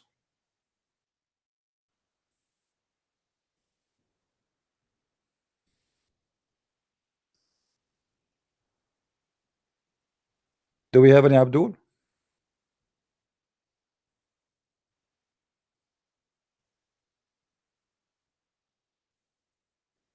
Anything we show them in front of their eyes, we show the proof, we show the reference, we show them from their website, from their Muslim books, right away. Anything is embarrassing, they say, it's not accepted.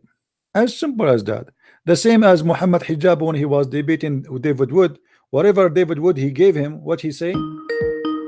If you remember, David Wood, he said to him, Allah has parts. Scholars of Islam agree.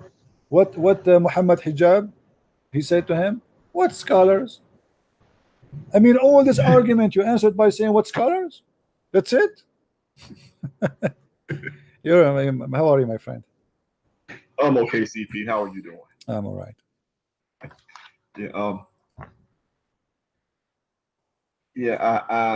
I've noticed a while back that well, something you said way back when you were debating the guy, the two guys at once over in Memphis, like I forget their names, but one of them is like the head Sunni in North America, and the other was the local sheikh in Memphis. You know, the guy that says no one knows what is Allah. Yeah, the Dr. Nabil Baikli and Imam Malik Sar. Yeah. Well, back in that debate, one of the things you said, hey everybody, how you guys doing? One of the things you said, when I show them, when I open their books and I show them what is written there, they get mad at me.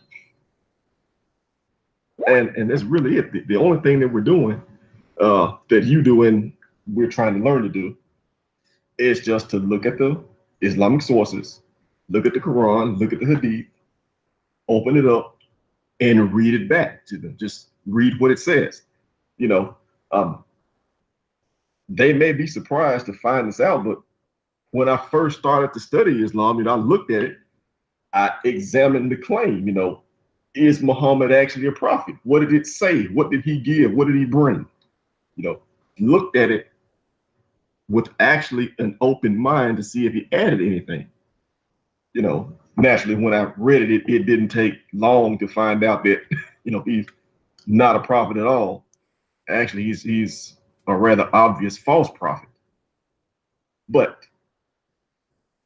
at the same time, I just gave the sources an honest reading, and at the same time, try to find Islamic sheikhs and see what they say on it to see if their arguments hold water. But they don't do that. And then the guys today, held true to form, you show them the stuff on the screen, and then you tell them the reference, and then you say, well, what do you say to this? And his response is, well, it's rejected. It's not authentic. Yeah. But it is authentic. It's a lie. They right away, anything you say to them, they are allowed to practice taqiyya. Taqiyya is a very well-known practice in Islam. To protect Islam, you are allowed to lie. So right away, anything you say to them, it is rejected, and this is the easiest, fastest way to stop this guy. This is why you have to be consistent, and you have to force them to prove it. You don't let them go away with it. Yeah, but are they lying, or are they just ignorant? No, they are lying. They knew. You see, do you remember Dr. Rohi? Dr. Yeah, Rohi. I remember Rohi. Okay. Yes. Dr. Rohi is a person who have a PhD in Islam. I mentioned to him hadith, if you remember. He said to me, this is weak. Right? So I said to him, Dr. Rohi, are you sure? A week after, he came and he said, I agree, it is not weak. Do you know why he agreed? No. Because he went in Paltalk, and the Christian there, they shower him, they start making fun of him for saying it's weak. So he thought, okay, he thought he would say to me it's weak and I will let it go. Like, okay, I will say to him it's weak, and then nobody will notice, like in the conversation, he will not insist to prove it. But it did not go, and then he have to fix himself and say, well, it is not weak, you are right. So okay, so you're saying the Christians there got on his case? Yeah, they chased him. They start making jokes of him. Anywhere he go in chat rooms, they start saying to him, hey, this is weak. this week, you know. So he have to fix himself, he have to correct himself, otherwise he became a joke, you know, just to get his own respect back. But they use the strategy to say to you it's weak, hoping that you will let it go and you will not insist to get a proof of what he claimed, you know. Yeah, but how can they hold that in their own head though? I mean, if he's a protecting if you Islam, it's look at okay. it- He's a protecting Islam. It's okay for a Muslim to lie in order to protect Islam. He's not doing wrong. No, I'm not saying how does he justify the lying. I understand that. You know, No, he would say he especially was somebody wrong. with a PhD. Oh, he would say he was wrong. No, but that's not what I'm asking. I'm not disagreeing with you, but you're not quite answering what I'm trying to ask. Yeah. What I'm trying to say is this, okay? He's reading something, he comes across something, it's an honest contradiction, okay? So he lies about it to save face in the short run, because while he's in a debate with you, he's under the gun. So he tells a lie to get out of that. Okay, I understand that. But if he honestly thinks that there's contradictory material, how does he justify going along with it to himself? I mean, how does he say, yeah, my Quran says one thing here and it says another thing there, but it's okay, I can still believe in it? How does he justify that to himself? You know, he himself is stuck with it, and he have no choice. I mean, he's a Muslim. He's making living from this business. And if what do you want me to say? You want him to say that this Islam is stupid? You cannot. Many of them, we debate them, they knew it's stupid. Like this guy now, the guy Hassan. We showed him the breastfeeding for adult. The first time he heard about it, what he said, I don't know if you were hearing. He said, this is sexual intimacy, correct? Yes. Okay. Yeah. So how come this is not sexual intimacy after? Yeah. It's the same thing. Yeah, He said it's a sexual intimacy between a man and his wife. Okay, wonderful. So they are married and they have, they can do that, no problem, a wife and husband. But what is the reason for a woman, she is not married to a man, to give her boobs to a strange man so he will suck her nipples 10 times until he is satisfied? 10 times. It's not 10 times 10 seconds. No, it's not like you take your and you bite 1, 2, 3. No, you have to do it in 10 different days. Yeah. Each time you do it, each time you do it, you have to do it until you are satisfied. Right. And I challenge the Muslim to tell me what satisfied mean here. What does that mean? Yeah. Until he have orgasm? Yeah. Muslims, can you tell me? What do you mean by that the Muslim man, he can suck the nipples of a strange Muslim woman in the bus? There is an Egyptian woman. She was talking to the sheikh about it. She had an interview with him. She said to him, are you saying now that all those men who work with me in the studio, I have to suckle them? He said, yes, including me. Yeah, but that's what it says. I mean, it's as fantastic as it is, we're not making it up. It actually says that. It is, So, absolutely. This is what it says, and this is what the Muhammad practiced, and this is what Aisha practiced. But you see, when the dean of the hadith in Al-Azhar University, let me do this. Let me search for the hadith, the story. The dean of the University of Al-Azhar, he made a fatwa that any Muslim, she go in the bus, she have to give her breast, her boobs to strangers. okay. All of Egypt went crazy against this guy, and they start insulting him, thinking that he is a crazy. So they invited him for an interview on the TV, and they questioned him about his maybe he have a mental problem. I mean, how you do it? How you say that?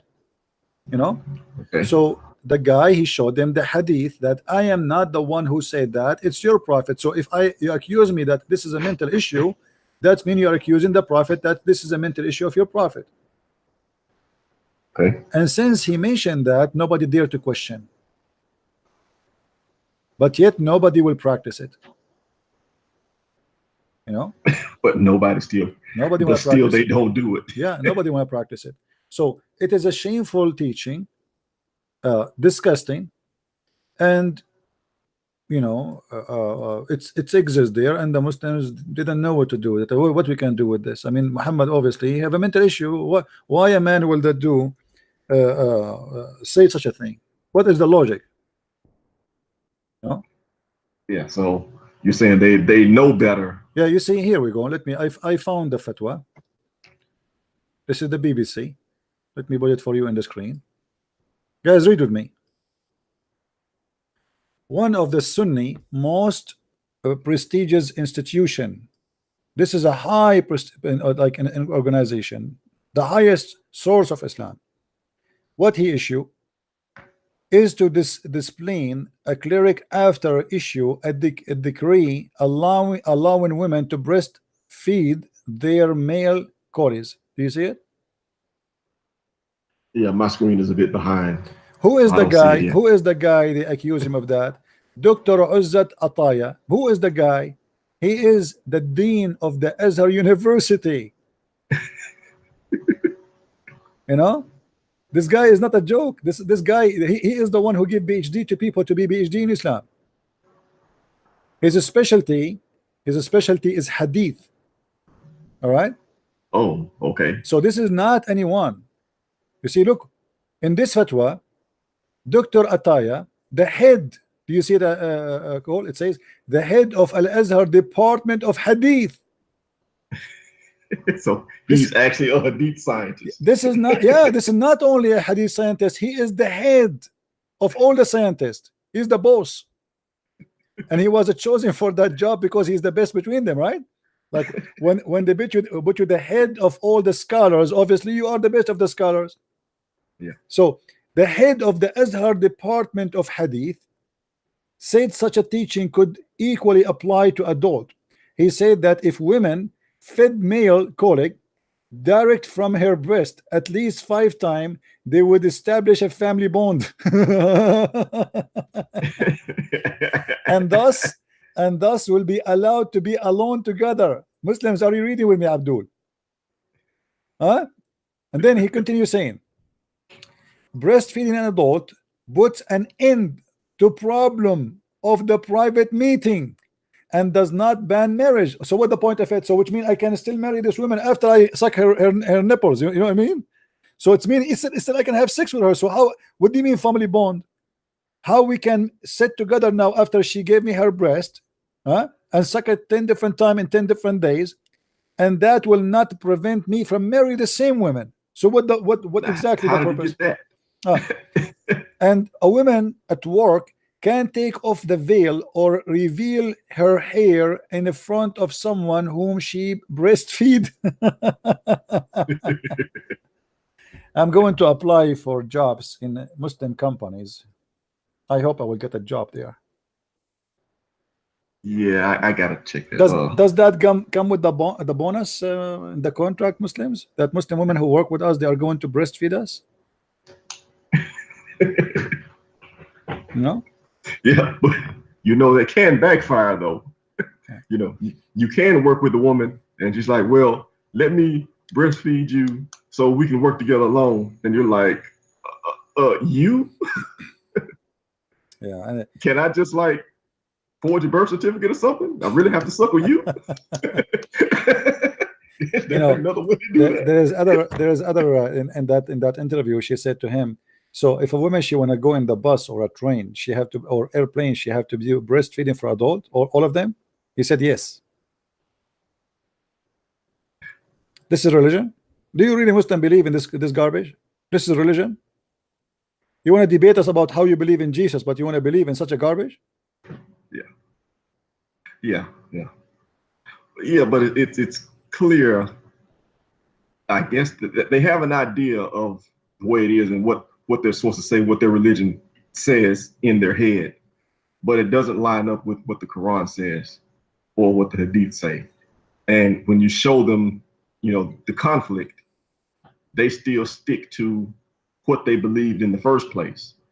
They don't really adhere to the Quran or the Hadith at all in the first place. You know, this, at the end of the day, they want to believe what they already believed in the first place. Well, yeah, somebody's saying there's a fatwa. They say that breastfeeding for adult is bad. My friend, anyone who says something against the Prophet is not accepted. The Prophet says so. Who dare to say it's wrong? Who dare? Well, what they say to you, look what they say. They say in the time of the Prophet, it was more acceptable. Now it's not. It fit with the time of the Prophet. What make it fit in the time of the Prophet? Men are men at the time of the Prophet and today. I never heard that a woman, she can sit in a private with the man, she give him her boob, because obviously they were going to have sex next. Because if now she gave me her breast, what is next? Yeah. You know, Yeah. I can sit with the women and I will not dare even to talk to her unless she try maybe to invite me to something, because you know, men and women, they can exchange signals of liking each other, or they want to do something. So the woman, when the woman, she take off her shirt and show her breast and she give me her boobs, and then I lay down in her bed and start sucking her breast. I mean, who is going to stop the man from doing what is more from breastfeeding? There's no way the man will stop there. Yeah, well, yeah, but if she's doing that, she doesn't want him to stop anyway. I mean, it just doesn't coincide with human nature, you know. Which it actually makes me ask the question: what was the reality on the ground at the time these hadith were collected that could actually make it? You know, that made the cut, as Hamza says. You know, it passed. It passed. You know. When they collected these hadith, allegedly they threw most of the stuff out. This is not the stuff that was thrown out. This is the stuff that made it. So, what was the reality on the ground to make? Was this in Muslim or was that in Ibn Majah? But you see, whichever. You need to ask yourself, what make Muhammad say such a stupid thing? Yeah, but why in the world this man even he come with such an idea? Nobody practiced this idea before. Right. What makes him say that? And then 2 centuries later, you cannot explain a crazy man. There's no way to explain a crazy man. I mean, obviously, this guy is a perverted man. He liked it. He wanted to do something, you know.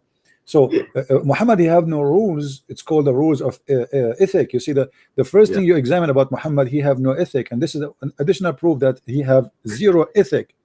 How you say to the women, cover yourself, don't show yourself to a stranger, and then you order them to give their boobs to strangers?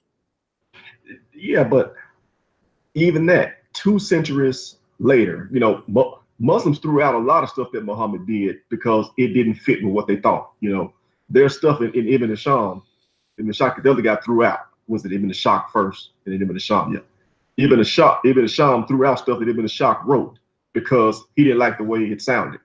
And even with that, the hadith writers, they say, well, the biography got some stuff that's not all accurate because basically it makes the prophet look bad. But this, they didn't think makes the prophet look bad. You know, so I'm trying to imagine myself being actually on the ground in an Islamic country at the time when a hadith writer thinks that this is okay to write this down to legitify this. You know, yeah, when they start noticing that it's a problem, they start trying to get away with it. That's you see why those things were not embarrassing for 1400 years, right? And now today they are trying to deny them, right? You know? Right? But before, people, they are uneducated, and most even people do not even know what is written there. You know? Yeah, I guess it's possible too. Yeah, because most of people, they are farmers. I mean.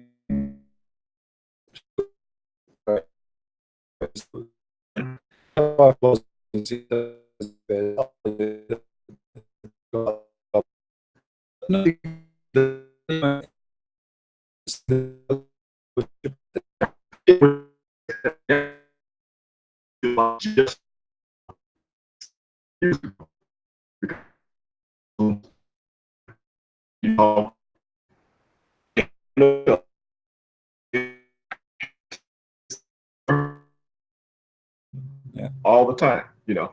I was talking to a Muslim the other day, and I said, well, you know that Jesus is on the throne with Allah. That's what the Quran says. And she said, well, we don't believe that he's on the throne. I said, well, do you think that Allah is on the throne? Well, yeah, he's on the throne. Or sometimes they say that he's everywhere. Sometimes they say he's on the throne. But I make the point, says, well, wherever you think Allah is, that's where Jesus is. Isa, that's where Isa is. That's what the Quran says in verse 355. You know, Yeah. Everybody always talks about, is it die then raised or is it sleep then raised? But you miss the part where it says that Jesus is all the way, he raised Jesus to himself. And that means that Jesus looks over at Allah. He doesn't look up at Allah, he looks over. That's just what it says. But he didn't really accept that, because what the Quran says doesn't really matter at the end of the day. See what I'm saying? It's what they wanted to say that matters. Yeah. Well, I hear this word. I never saw this before. I never heard this before. I never see this before. I never learned this before. Where do you get this from? Every day. And then the Muslim, they notice, they got busted, that this is reality. This is what they have. This is their religion. And we are not lying. We show everything in the screen. We show the number. We show the page. We show the reference. We don't make speeches. We prove it. And then in order just to get away with it, they say we don't accept it. Okay, who cares? But you know yourself that this is what you have in your books, and you know yourself that this is your religion.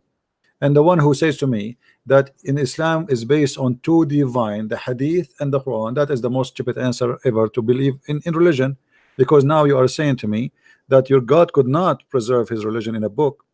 So now his book is not perfect, because if the book is perfect, you do not need a hadith. What hadith? The conversation, a talk. So the book is not perfect. Allah's word is not enough to make you practice Islam. So what the point of this book? What about sending everything in the hadith? And why now? Why Allah did not preserve the hadith as long the Quran is not enough? As long Islam is not based only in the Quran, why the hadith should not be preserved by Allah too? As long Islam is based on the hadith, at the same time it's based on the Quran. Yeah. Stupid talk. Yeah, and if you need other books, why don't you go to the Bible, Old and New Testament, like it tells you to do? Yeah. Why do you have to invent a new one when it tells you to look at the old stuff? CP, one other thing I want to bring up before I let you go to the next caller here. The last hadith you mentioned, when you said Muhammad, when it talks about his aorta being cut. Yeah. And then how he got himself busted later on, said, well, he forgot he had put in the Quran that if he was telling falsehoods that his aorta could be, Allah would cut his aorta. Couldn't that be interpreted another way? That basically that's Aisha trying to tell us that Muhammad is false, without being, without coming right out and saying that he's false. Yeah. Well, you see, what I think about this, that Muhammad is not aware of what he said before. Now what he is, his concern now, he's dying. Mm-hmm. When the person is dying, he forget about anything else, because nothing is important anymore. So he starts saying things as it is. You know what I mean? Yeah. Like this is why you see a person who is in the stage of death, suddenly he turned to be a good person. Suddenly he want to fix what he did in the last moment. He want to ask for forgiveness. You know what I mean? Yeah. So yeah. Muhammad now, he is not worried about things he said before. He's not worried about being a prophet or not. He is worried about the pain he have in his stomach. Okay. So you don't think this is Aisha trying to send us any messages? You think it's no. It's most. I mean, there is no reason for her to say that. You see, there's no reason. And you will notice that nobody says to her. They never heard this before. Obviously, Muhammad was saying that to others too. Okay. Yeah. Okay. So right, well. Anyway, everything is possible, but for us, we cannot judge except by what we have. You know what I mean? Yes, what you're saying. Yeah. When we speak to Muslims, we have to show them what is in their books, and whatever their books saying, okay, they have to live with it. It's not us who made those books. It's not us who. I am not Aisha. I'm not the one who report what Aisha said. I'm just reading for you what says there. Okay, I get it. Just like, in other words, just like any other hadith. Yeah. You either take one, if you take one, you take them all. If you reject one, you reject them all. And but you can't pick and choose like that. If you want to play games, you can reject all one you want, and you can accept all one you want. Yeah, but you can't let them do that though. It's either the collection, either the methodology was correct or it was not. You can't pick and choose to take what you want when you want to take it, and then don't take it when you don't want to take it. Yeah. That's not a methodology for determining anything. All it is is just an excuse to believe and do what you want to do anyway. Yeah. Which we actually see from people all the time. Right. CP, that's all I had, man. Thank you. I thank you for taking my call. Thank you, my friend. Thank you. Take care. Thank you. Tamara, you said you want to call. Go ahead. Call me. Looked like Tamara want to call us. Any Muslim? Mayday. Mayday. Any Muslim want to try his muscles? Somebody saying, why you are people are fighting over religion? We are not fighting. They are fighting us. We are proving them wrong. Hello? Hello? Hello? Hey, how are you, Tamara? Hey, I'm good. What are you eating?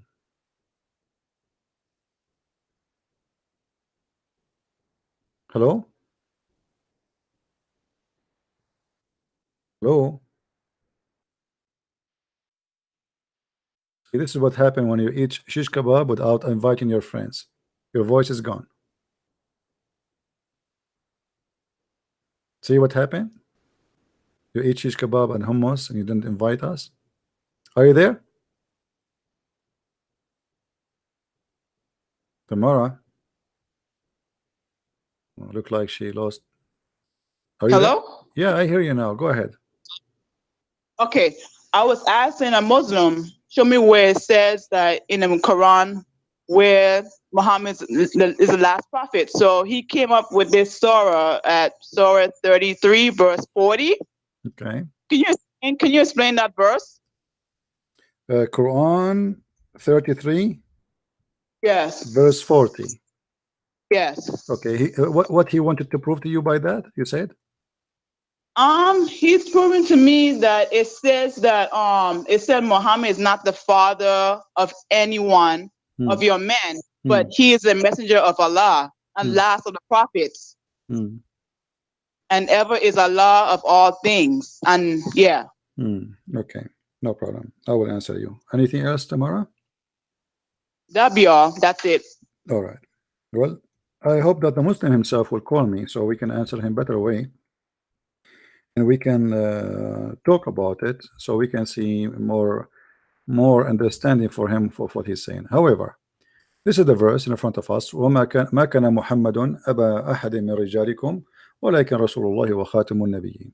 First of all, the Muslims, they have a very wrong idea. You can hear me from YouTube, Tamara, if you are done. Are you done? Yes, I can hear you. Yes. All right. Listen to me from YouTube, so you know because the voice, they are complaining about the voice is not good. All right. Okay. All right. Okay. So this is the chapter, and let us read the translation made by Muslims. Okay. Muhammad is not the father of any among you, but he is a messenger of Allah, and he is the seal of the prophet. First of all, the idea of having a seal of a prophet is a very silly idea, because if God, he was willing to send 124,000 prophets according to Islam and Muslims, why Allah now decide to stop sending more prophets? Especially the Quran said in different verse that Allah never sent a messenger but in the language of his own people, which mean in order to send a messenger, he is going to send him only from the people speaking the tongue of the people, chapter 14 verse number 4. And that mean that the messenger, he will be sent, or Allah will send a messenger to every single language in the world, but this has never happened. So if this verse is accurate, then the Quran should not say Muhammad is the last messenger, because Allah did not send a messenger for the Buddhas, for the Chinese. China is not one nation, by the way. Chinese is many tribes and many ethnic groups. Same as Russia, same as Malaysia, same as Indonesia, same. India alone, I think, is like 400 languages. I don't know how many. So in order to send a messenger just for India, you have, if India have 400 languages, then we have to send 400 messengers, Muslim messengers, to India alone. speaking the tongue of every ethnic group. The Muslims, they lie and they say to us that Muhammad is a messenger for all the world. But if this is true, then this verse here is a fabricated verse. Because as you see, Allah will never send a messenger unless he speak the tongue of the people. Right? Do you see it, guys? We send not, which means there's no exception. We send not, no exception, a messenger, except in the language of his own people. Which means there's two things, there's two requirements for this messenger to be considered to be a messenger. He have to speak the tongue of the people, and those have to be his own people, which means he cannot be a foreigner. Are we getting the idea, guys? Are we getting the idea? Oh, let me turn this thing off. Twitter, the tweet is blocking the screen. All right. Are we getting the idea? If the Quran is putting the criteria of who can be a prophet and how prophet will be sent, how Muhammad can be qualified here? How Muhammad can be qualified to be a messenger for Pakistan or Bangladesh or Eritrea or Ethiopia or Iraq or because you have to speak the tongue of people who they are his own people, not any people. So here this is a very clear contradiction for the Quran. However, if we go back to the verse here where it says Muhammad is not the father of any among you, anyone can see connection between saying that and he is the seed of the prophet? Let us see who of you is fast and he have a deep thought. What does have to do? Why the verse here mentioning that he is not the father of any among you, with stating that he is the seal of the prophet?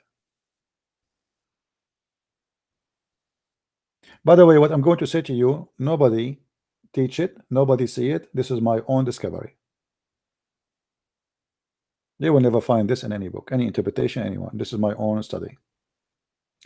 You remember the Quran says that Allah he made from the seeds of Abraham and Isaac and Jacob the prophethood. Do you remember? From who? From the seed of Isaac and Jacob.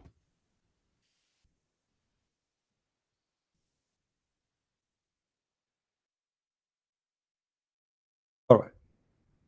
So it's confirmed in the Quran that the Quran believe that from the children of Isaac and Jacob will be the prophethood, chapter 29 verse number 27.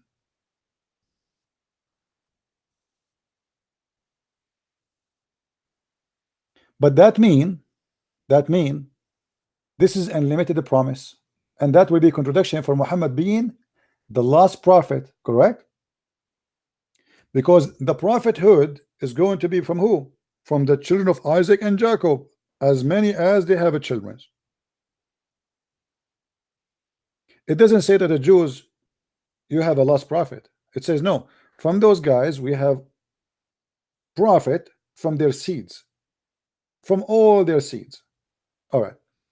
So now Muhammad, he want to confirm that Isaac and Jacob, they were messengers to the Jews, and from their seeds there's prophet, but he have no seed. And that is what he meant by saying he is the last prophet for the Arab, because this guy, he got the idea that the prophet come from the seed of a prophet. Are you getting my point? Prophets come from the seed of a prophet, not from the seed of someone else. And that will be another contradiction, because the verse here confirmed that Muhammad cannot be a prophet. Because if the verse here saying that the prophethood is under revelation is coming from who? From the children of Isaac and Jacob. then how Muhammad is going to be a prophet? The only way for the Muslim, they say to you, oh, he is from Ishmael. Well, Ishmael is not mentioned here. Any Muslim can explain to me why the name of Ishmael is dropped? Are you getting my point? The Muslim, they claim that Muhammad is from the seed of Ishmael, which is false. This is absolutely a big fat lie. And sadly, some Christian churches blindly they keep saying that the Arab are from Ishmael. The Arab have nothing to do with Ishmael. Whoever says that to you in the church, he is just repeating copy paste. Arab have nothing to do with Ishmael. Even in Muslim books, they agree that Ishmael, he learned Arabic at the age of 13. Some they say 11. How he learned Arabic from them, and but yet he is their father. And just to show you the ignorance of some who claim to be scholars in Christianity, who teach in churches, they say to you that Ishmael, he married from an Arab woman. Arab is not an ethnic. Arab is a desert, people of the desert. Whoever live in the desert is an Arab. This is why we see that the one we are called Arab, we look different. Some of us, we have white skin. Some of us, we have darker, but there's no black, you know, it all is the Middle Eastern, you know, Mediterranean color. But they are not one ethnic, and there's no ethnic. Whoever live in the desert, they call him Arab. Arab is an Aramaic word, mean desert.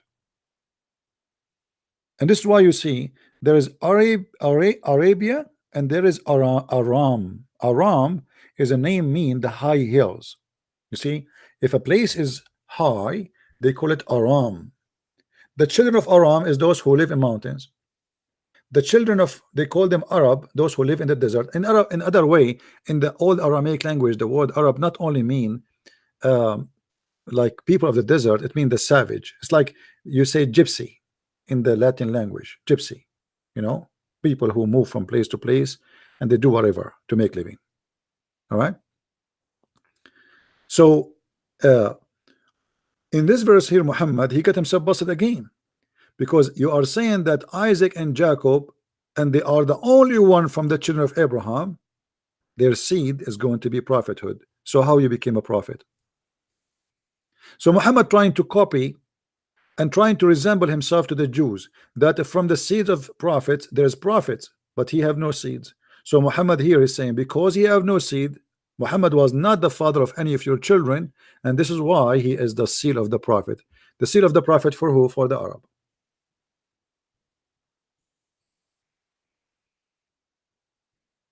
However, I challenge any Muslim to call me and to prove to me that Muhammad was a prophet anyway in order to be the seal of the prophet. How Muhammad is a prophet but he have a false prophecy?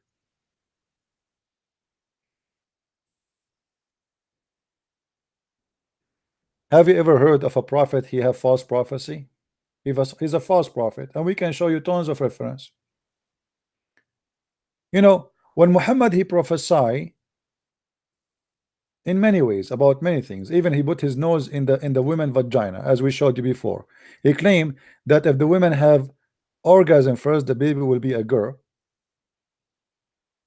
If the man have orgasm first, the baby will be a boy.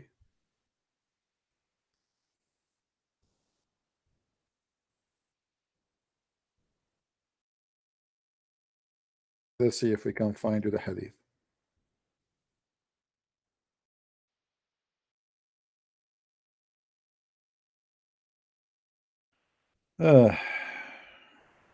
Yeah, maybe tomorrow we can go that for that. It's getting late for now. But anyway, I hope maybe tomorrow, if any Muslim would like to call us, please remind me where we stop, and we will be happy to continue about this topic or any other topic. But remember one thing, Muslims, I don't accept games. You cannot play games with me. I am different from all the names you know before.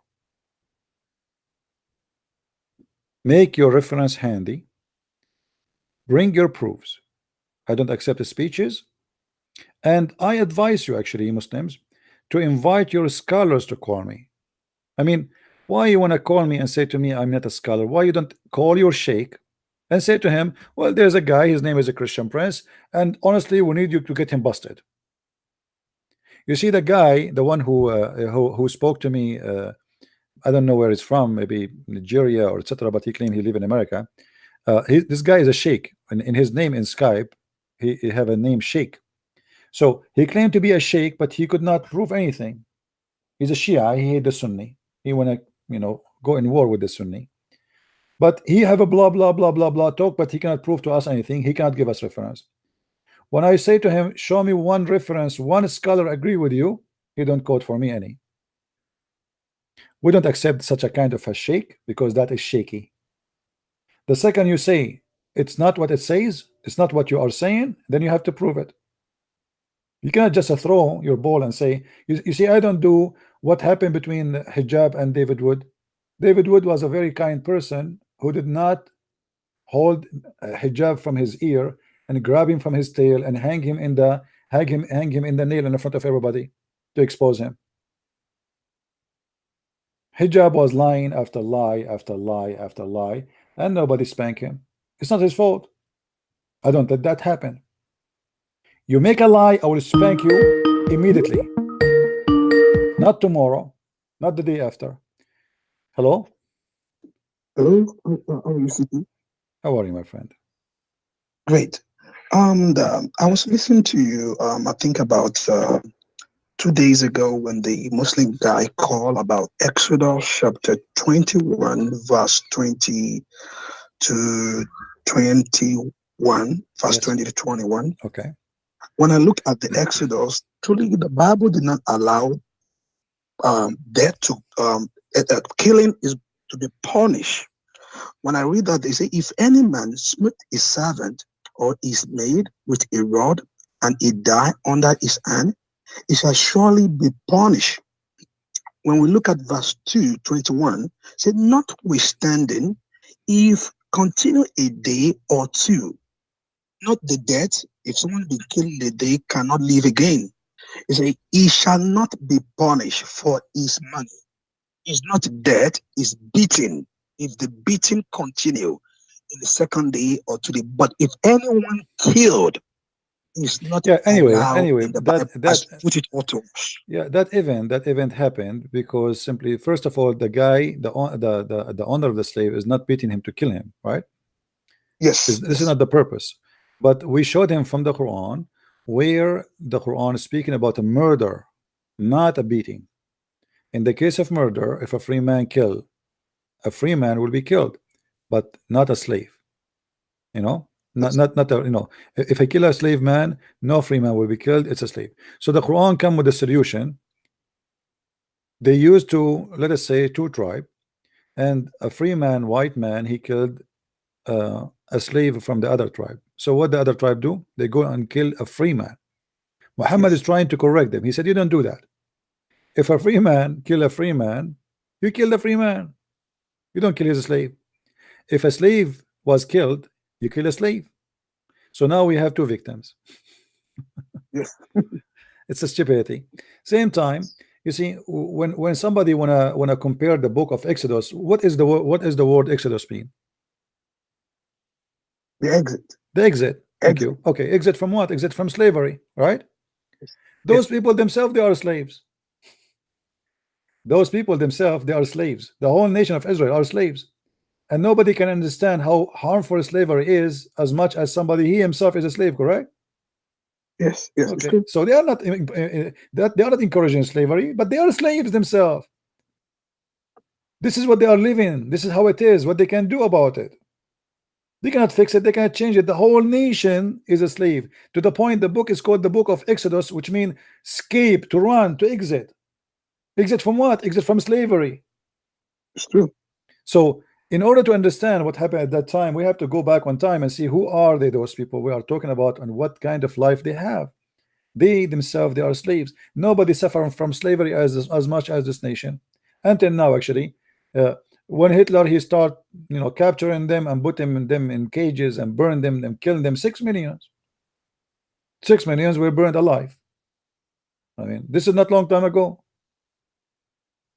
This is not even 50-60 years ago. So it's not something like it's gone from long time. Those people, they've been through a lot of hard time. Slavery by the Egyptians, slavery by the Assyrian, and then slavery later by the Nazi and the Arab and etc. Muhammad, he killed them. Hitler, he killed them. Wherever they go, they get killed. Even they have war with the Christians and they've been killed. So in order to understand what happened for certain groups, we have to go and live in that time. And I'm not saying we go back on time and live really literally, but we have to understand what was there, who are they, what was happening to them. When there was a law for slavery at that time, when the slave have no law, have no rights. You know what I mean? Yes. At that time, this law was like, wow. I mean, this is very civil. It might look for you now savage. Well, this is the land of savagery. At that time, everybody is savage. We are talking about thousands of years ago. I think Jesus has moved us forward. Yeah, he has moved us forward. And then we need to ask ourselves. Moving us back. Yeah. So, and you notice a Muslim, he would love to debate you about the Old Testament when we are people who don't really follow the Old Testament. This is the law was given to the Jews, not for me. And why he tried to do that? Because he want to take you thousands of years ago, and then he tried to prove to you that you believe in a savage religion. Well, Muhammad, he came thousands of years after. He was savage to the point we cannot even compare. That's true. And also, I read your book. I was reading about. I wanted to talk about it if you have time. But Muhammad cannot intercede for his own mother. If Muhammad cannot intercede for his own mother, how do you think he's going to intercede for the rest? Because I was reading your book today and I look at it, Hadith book 4, Hadith 2129, as you put it in your book. Yeah, there's contradiction. There's contradiction there. There's contradiction about intercede, right? There's contradiction because sometimes it says he intercedes, sometimes it says nobody can intercede. However, the one you are talking about, Muhammad, he asked Allah for 3 things, and one of them is to intercede to his mother, and Allah refused. Why Allah he refused? Because she was a kafir. But this is stupid. Why? Do you remember the story where Muhammad he slept with in the grave of mother of Ali? No, not really. Okay, there's a story where it says that Muhammad he slept with the mother of Ali in her grave. He slept in her grave. If you ask the Muslim why he slept in her grave, they say because he wanna light the pressure of the grave on her. That's mean he is doing intercession. Okay, how Allah accept the intercession over the mother of somebody else, but he don't accept the intercession over his mother? You know what I mean? It's stupidity. I mean, the whole thing is stupid. There's no logic. There's no rule. It's a madman saying stupid things. And also, what I want to say lastly is that, as you always said, that even though our God is 2 or 3, so far is true God, and to us a Christian is working for us. Except Muslim is in need before they're able to experience the benefit we are gaining in Christ. As you already said, I think every Christian should know that whether it's 2 or 3, so far is our true God that made a promise for us of heaven. And secondly, we are not going to the same heaven. Why are we worrying? Only we need to show them the truth, but we are not going to the same heaven. Our heaven is different. Thank you very much. Thank you, my friend. Take care. Thank you. All right, guys. I want to say thank you for everybody who was here, and tomorrow we will be here again. Who want me to be on air tomorrow? Give me one if you like to be here. And this is a real vote, not a fake vote, not like an Arabian vote. You know, when Saddam Hussein was a president, thank you guys, we will be here tomorrow, I promise you. When Saddam Hussein was a president, there was members of the parliament, their hands is up. They asked him, why your hands is up? He said, for the coming vote, we agree. Who dare to say no? It doesn't matter what you are voting for, we will say yes. So really, I'm happy to have you guys, and please share the account with your friends and tell them more. And don't forget, please, to watch the video which I made today about Muhammad Hijab, which is down there, and it's called Muhammad Hijab causing insult, adding insult to injury. Watch the video. It's just down in the info of the broadcast. Don't forget to watch it and download it. We will be here 3:30 p.m. New York time. 3:30 p.m. New York time. And the reason I do it in this time, so I can have both from Europe and from USA and from Canada and from any other places. You know, it is the most. Muhammad Hassan, you can call me tomorrow. We are done. The most, like the best time for gathering people from around the world, if we can say. What's wrong with you, kid? Call me tomorrow. Don't you see you are leaving? Do you think I'm going to stay here until tomorrow?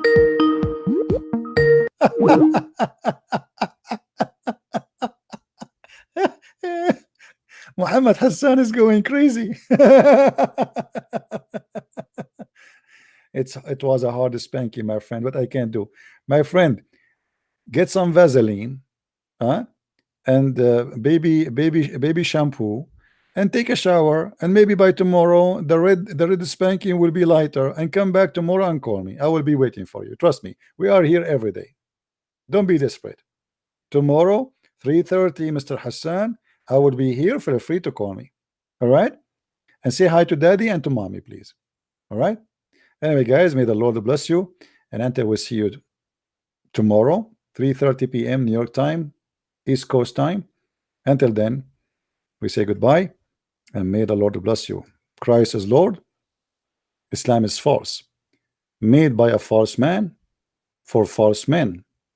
God, who promised sexual organs, is a vagina vendor. God cannot be God when he promised such a promise.